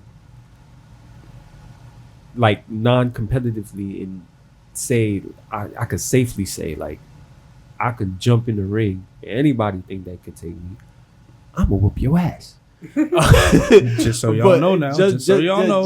Just to put that out there. Anybody that say his name 3 times, I'll show up. I'm just saying. All right. But as for just to naturally dance, it's just for me to just have fun. It's a workout. I add it as just a part of my calisthenics. After I run, I go and dance. That's more cardio for me. Yeah. That's the plus. So it's definitely more than just a passion now. It's my lifestyle for real. Like, definitely. All right. Let me you did say something on when I asked you about the different treatment. You did say something like people knew you outside of dance. So in a sense, that does imply that certain people know better than to try to put a certain level of smut on this because I'm just over here doing this now. Mm-hmm. Safe to say, with recent and not so recent events, the people that you think know you don't really know you as much as you gave them credit for. Of course. What was, because I know you said you experienced that when you got shot too. When you healthy and fully able-bodied and the only thing you did was join another team, describe that approach, because I think there are people that deal with that and have dealt with that. And sometimes they don't know how to handle it because they haven't fully ingratiated and established themselves within themselves or within their styles. So people still treating certain things like it's still high school gets to people. Speak to the experiences that you had with those people who you thought knew you and how you managed to just get past and move forward. You mean with that. like when I transitioned and I was in Warriors? Yes. Oh, and I ain't really, to be honest, it's like I say in today's time, people not adults. Because I'm willing to sit there and have a conversation with somebody. Right. It's whether if you willing to sit there and talk with me. If you don't want to talk with me, there ain't nothing to talk about. Move on. What you mad about? Ain't nothing to be mad about. I want to go and learn something. The whole thing about that when I was in Warriors, I don't gotta call names, but people know who they are. People thought because the name on my jacket, that's who they thought who I was as a person. Yeah. And I had to really sit there like, how many years you know me for? It's like I told you with the situation we were speaking on. Yeah. It's like until something happens, Yeah. a person is going to look at you totally different all of a sudden. It's like, They've been waiting to look at you that way. And you've been waiting. Yeah. So it's like, okay, what of Snake of me I give off? If you can't give me an example, shut up. It's just a jacket. It's just a character. I like that. It's and just it's a an jacket. animal. That might be the name of this episode. It's just a jacket. I like that. That's fire. And then also the thing about it, I used to say to people, like, if a snake is so, like, what it's supposed to be, sneaky and conniving, whatever it's supposed to be, whatever definition people have for it, right? I always pointed out to them, pay attention to our medical symbols. What's around it? It's a snake. That is true. 2 of them. I think it's 2 of them. It's 2 of them, not Yeah. just one. It's 2. So what that mean? Don't tread on me. Look at that flag. I ain't even gonna get on that. You feel me? And that took them into a whole different other conversation. I was like, yeah, don't let political things change your judgment of mine of who I am. It's not. This is me. I'll always be me. Don't let, because I'm wearing this jacket. I'm in a team. I have a name in the team. This is my name in the team. We dance together. And we dance together. The hell? We trying to brand something. We trying to do something different. Yeah. And that is something, shout outs to Ghost again. Bro, I was just about to say that, bro. That is something I would never take away from that man. He will always, depending on, it don't matter what you do. You want to learn how to get out there and brand yourself. He's going to teach you everything you need to do for yourself, not him like giving you him. He gonna teach you how you want to brand you. So if you don't have no idea of who you are as a dancer identity, he'll help you gain that. You feel me? And that's all he been doing. She was something that me and Larry have talked about before. You can tell a lot about A lot of people don't got their identities. Yeah, I was about to say, you can tell a lot about how certain people operate just based off of subtleties. Certain things that they do, certain things that how they operate, it says more about them than what you can ever hear about them. Bro, when I seen replica Warriors vests,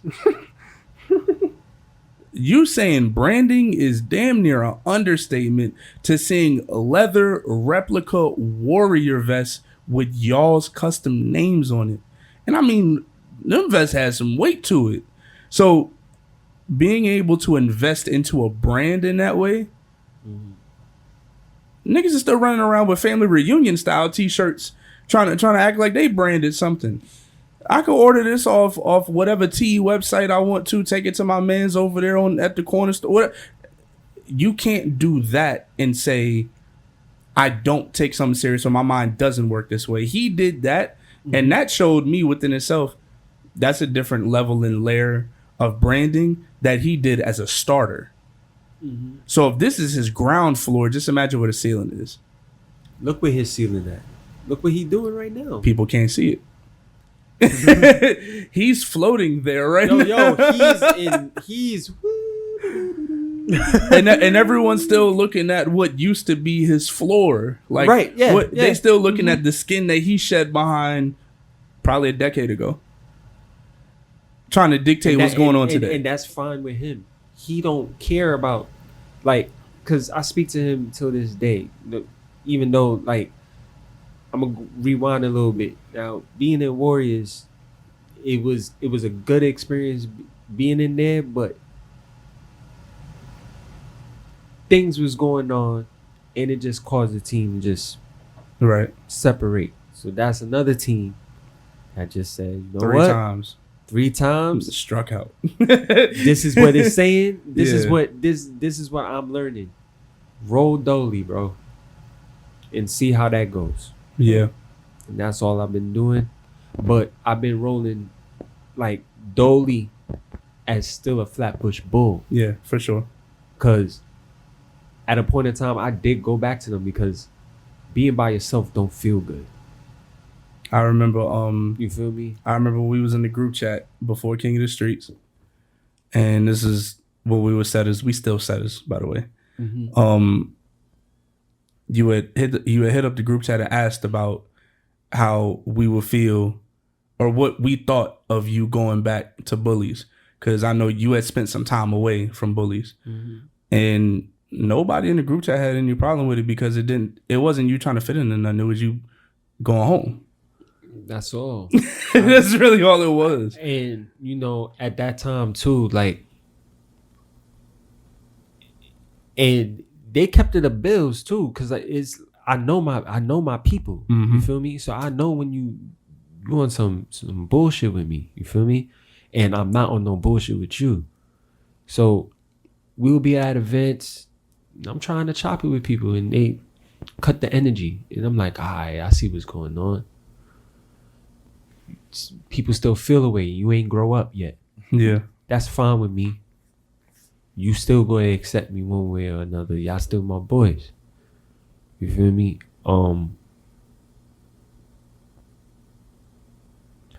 So I just had a conversation. I'm like, yo, like, y'all still let me come around. Y'all be moving a little funny. Y'all be being funny, but y'all still have me around. So like, what's up? Like, can a nigga come back home type shit? They all looking at each other like, I mean, I shouldn't even have to ask. I'm one of the originators. I should just be able to open the door. That's how I felt. You feel me? That's fair. And some of the boys respected it, and then some of them spoke their piece. But then they had to also understand when I spoke my piece in defense, it's like, yo, bro, look at me now. Do y'all think y'all could have helped me get here? And they honestly said it to themselves, like, nah. Creativity wise, maybe yeah, but nah. Cause they wasn't understanding like the things they were doing when they lab. We all would lab together, but I always catch myself labbing by myself. We'll be around in the same room, but I'll push myself off into some corner and I'm by myself. I don't care about what y'all doing over there. I'm focused on what I want to do. This is what I'm seeing right now. That sounds like him. Hey, man. He said it earlier. He said it earlier when we was chopping it up. He said, yo, I feel like I'm looking at an older version of myself. Yeah.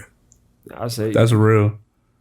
And he was looking forward to this interview because as somebody like Larry who's done studies for quite some time, he's kind of done case studies on everybody, being that he's been further away, but also hands-on in his abilities to be able to do it. Him having this episode to be able to, because of course he can hear everything through me, but it's always hearsay until it's sitting right in front of you. Mouth. Exactly. Yeah, so better to hear from the horse's mouth. So yeah, I wanted to make sure that not only he has this opportunity, but multiple opportunities. There's multiple people that we could bring up here because of this, because he's still on the journey. Yeah. I'm done. You feel me? He's still on the journey and you are still very high up where you sit, because not of where everyone else sits, because where everyone else is seated has nothing to do with where your table is. It doesn't. You feel what I'm saying? And that's why I was saying earlier, like before we started recording, I'm like, dancing now, like I have all these characters in dance. You feel me? Shout out to my brother Don. my brother. Yes, sir. My brother Don Splash. I call him Beers. I gave him that name. You feel me? I was wondering who you call Beers. Yeah. Nobody ain't know. Nobody ain't never know until they started catching on.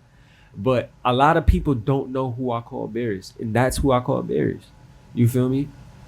It's a cheat code. He gave me back that name and said, "You are now Beers." But he also gave me the name Baki. He's the one who gave me the name Baki. After the serpent era, yeah, he said your name is now Baki because I see you as this nigga. Oh, so that's a minute ago. Look how long I had that name. Yeah, you understand? Way before Netflix. way before Netflix. Way before it started getting way before it started getting popular, because me and him was watching the old one before Netflix got the project again Yeah. and continued the story. What everybody is watching right now is a continued story. They don't know the earlier story, Go on Kiss Anime. which is why I have two versions of him: his younger self and his older self on the back That's of tough. my arm. That's You tough. understand? So when Dawn seen this, he was like, "This is who you are in dance, bro." He was like, "Everybody want to be a Gohan, Goku." He was like, "You him." Thank you, Don. Thank you, Dawn. Thank you, Don. you. Everybody want to be a Gohan Goku. Y'all trash. Yeah. Come on now. Feel me? Stop Bro, it. stop. You Everybody can't be the best two characters in the show, bro. Come on now. You feel me? Jeez. So let's. I'm look trash too. at That's other- all right. Yeah. So let's look at. It's all right. I'll be Roshi. You feel me? I'm sitting in the Turtle Harvey geek chilling, bro. But look, but that's Me what, and my but magazine. You see how that all played. Dawn, like this all started from me being a youngin, and then Yeah. getting bestowed the name from Dawn. You feel me?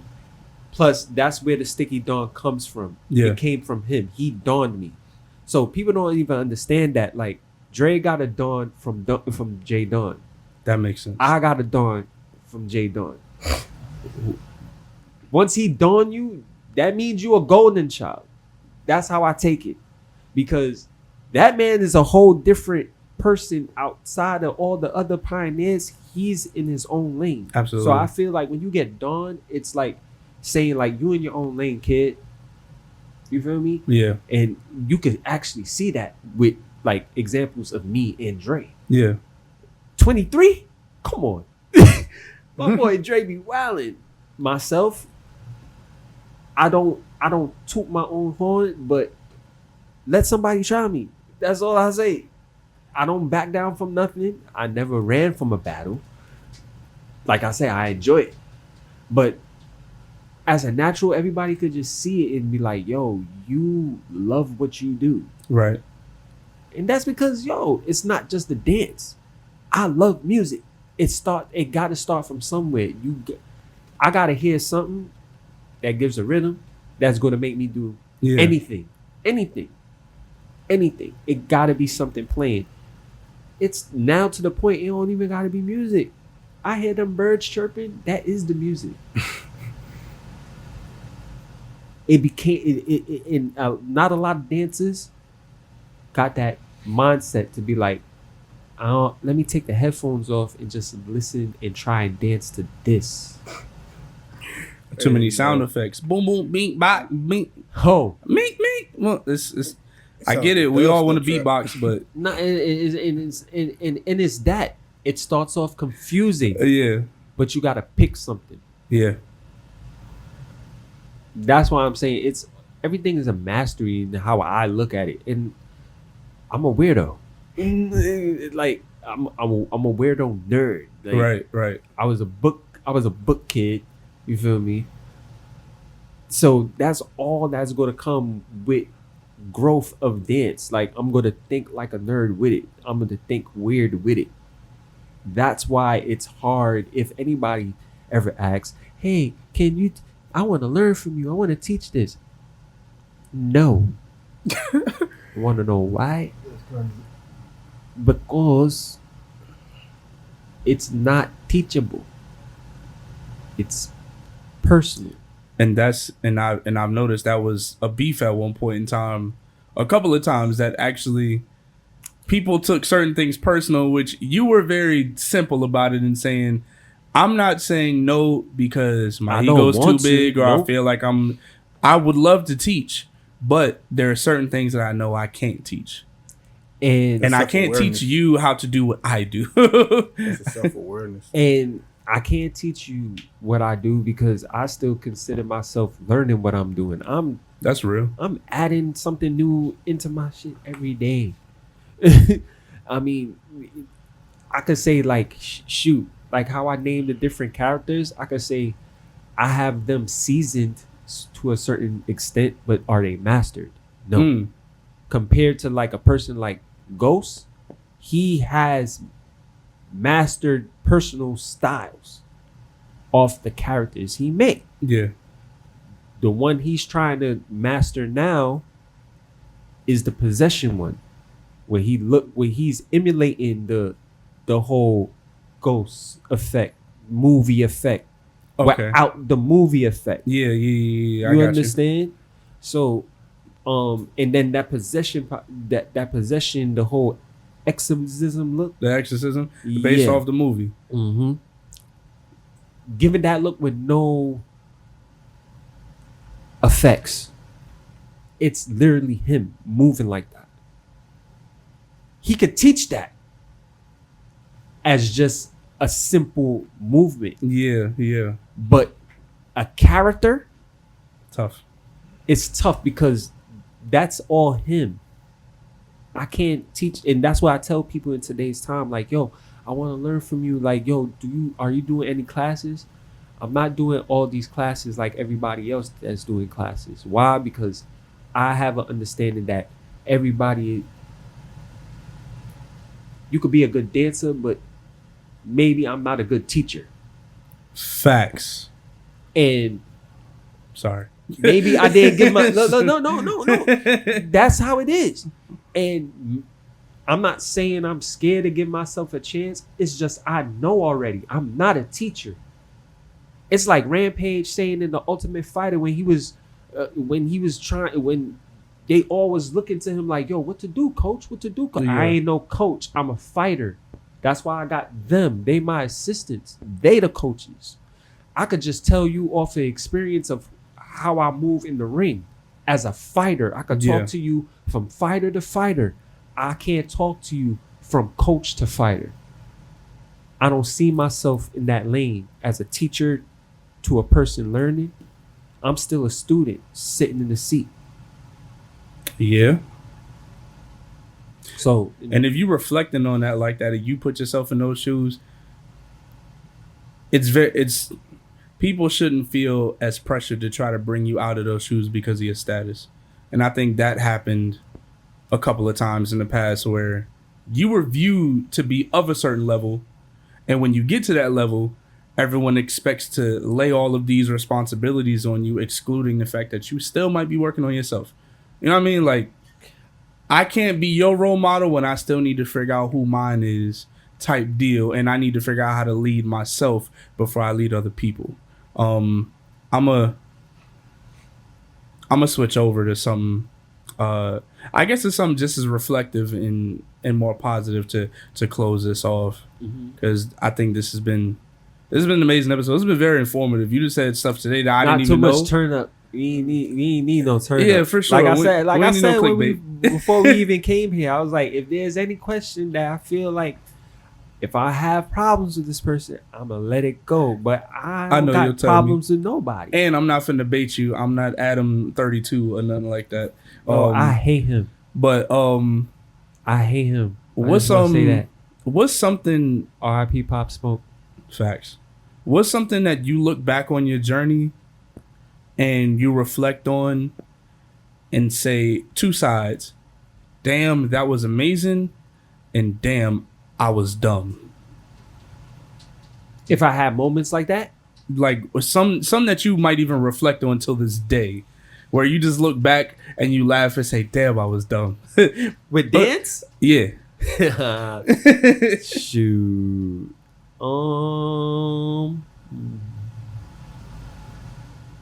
And then the other one being, "Damn, that was amazing." I'll say my battle with Storm and winning King of the Streets. Damn, that was amazing. Losing to Lazy. Damn, that was bad. I ain't never want to be embarrassed like that ever again. Lazy has embarrassed a few ladies. Yeah, no. Oh, those are the two man. moments. Lazy and Sam, Storm and King of the Streets. My bad is Lazy and Sam, and my good is Storm and King of the Streets. Cause I don't like embarrassment. That's one thing about me. If people don't, people don't personally know me outside of the dancer, I don't like embarrassment. I don't like embarrassing myself. Yeah. And whoever I hang around, don't be an embarrassment around me. I hate embarrassment overall. So I don't like embarrassment. So I'm really big on that. So I felt like hugely embarrassed losing to them. Yeah. It wasn't more so like, I lost. I was embarrassed on how I lost. Understandable. And, you know,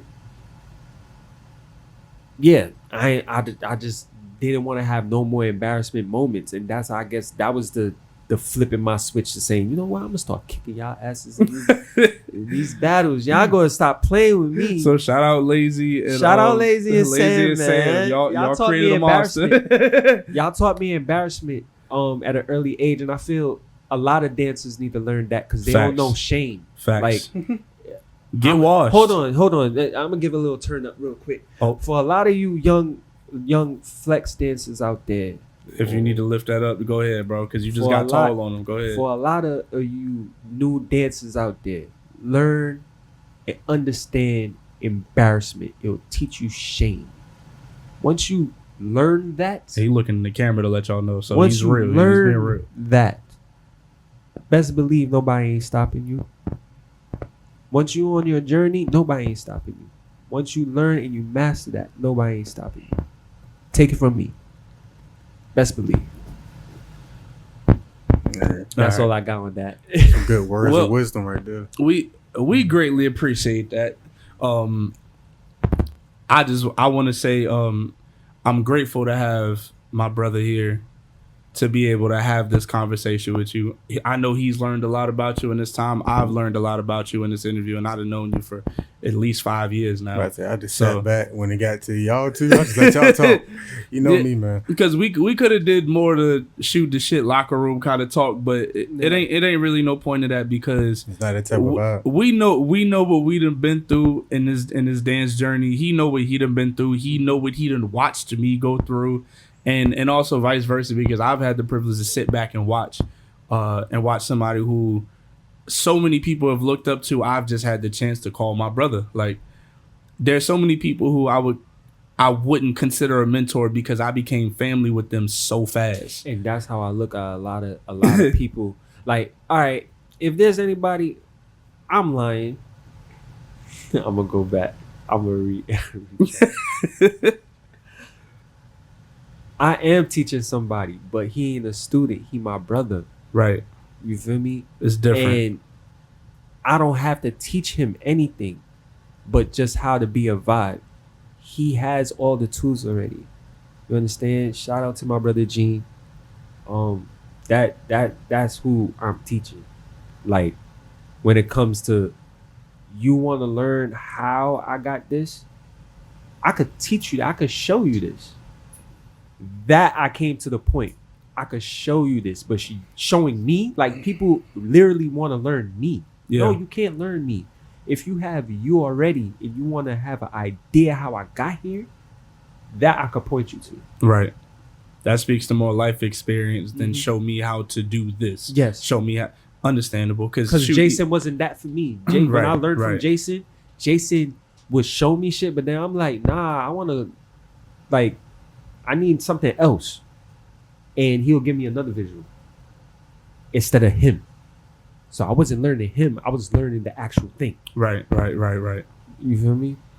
But like I was saying, I'm appreciative for him to see us in this light, because more you than me, but for us to be able to have a conversation. Nah, thank you for having me. We gonna have more conversations in front of him more than likely, but yeah. For him to be able to see this and for him to be a part of it as well as just see it, he not even just an onlooker. They got a microphone. You feel me? So I appreciate you being here to help ingratiate him as the peer that I've been telling him that he is for quite some time. He's not just a little homie on anybody's scene. He is a force to be reckoned with, regardless of whether he see it that way or not, whether he feel like he's there or not. Now, he is going to get to the point to where he's going to be there and he's going to be popping this shit. He's almost there, but you know what I'm saying? I don't talk shit, bro. It's humbleness. I know, I do it for him. So it's humbleness. It's all of that come in time. And this is what another thing people need to understand about me. I do talk shit. Absolutely. But Very it takes good. it takes a lot to get me there though. There's footage. There's footage of me talking shit. Me and Larry was just talking about this You feel me? on the phone. Like, But it take a lot. Don't say it. No. Don't say it. You was about to say. Don't say it. bro. We see it. Yeah. We're not gonna talk about it. I just We're connected. gonna talk about it. The mental afterwards, Rolodex. bro. Yeah, I just connected. Yeah. You feel me? It's universal. Yeah. Energy is universal. But yeah, I talk my shit. My friends that know me. Absolutely. When I'm ready to, I talk it. But my whole journey, how you walking it, bro, continue to walk it. It's all off humbleness. If you push me though, only if you push, Exactly. that's when you talk. You get pushed off a cliff. Yeah, I'm gonna push you back. Well, we can wrap up this episode. Yeah. I greatly appreciate this. This gonna be another 2 a day. But this is the what's the name? Nah, it's not even a what's the name. It's what's his face talk about what you call it on the what's the name the what's the name podcast. This has been episode 5. Mm-hmm. I am one of your hosts, Kelvin Ruffin Jr. Don't forget the Junior. I'm here with your boy. Larry the Wavy fellow, here to tell you hello. And over here we create the wave. We don't drown in it. And we're gonna let our guests wrap this thing up for y'all, man. Hey y'all, thank you for having me. Your guest, King Stickz, Sticky Don, Parker John. Thank you so much, All brother. day, man. Everyone, Thank you for round of having applause me. for my brother Sticky, man. Thank you for having me. I had a good time. So now, let's see. I think just for flashback purposes, we're gonna close out on the outgoing church song. Let's see if I can do this right. Let's see. Yeah, shout out Young Thriller. Young Thriller Dope Man is how we going. This my car seat. Hey man, follow us. Whether you like it or you don't like it, we gonna be here. We gonna be back. Hey man, hey Enjoy yo this Reem. record. Yo Reem, I'ma send you this. We gotta do another one, bro.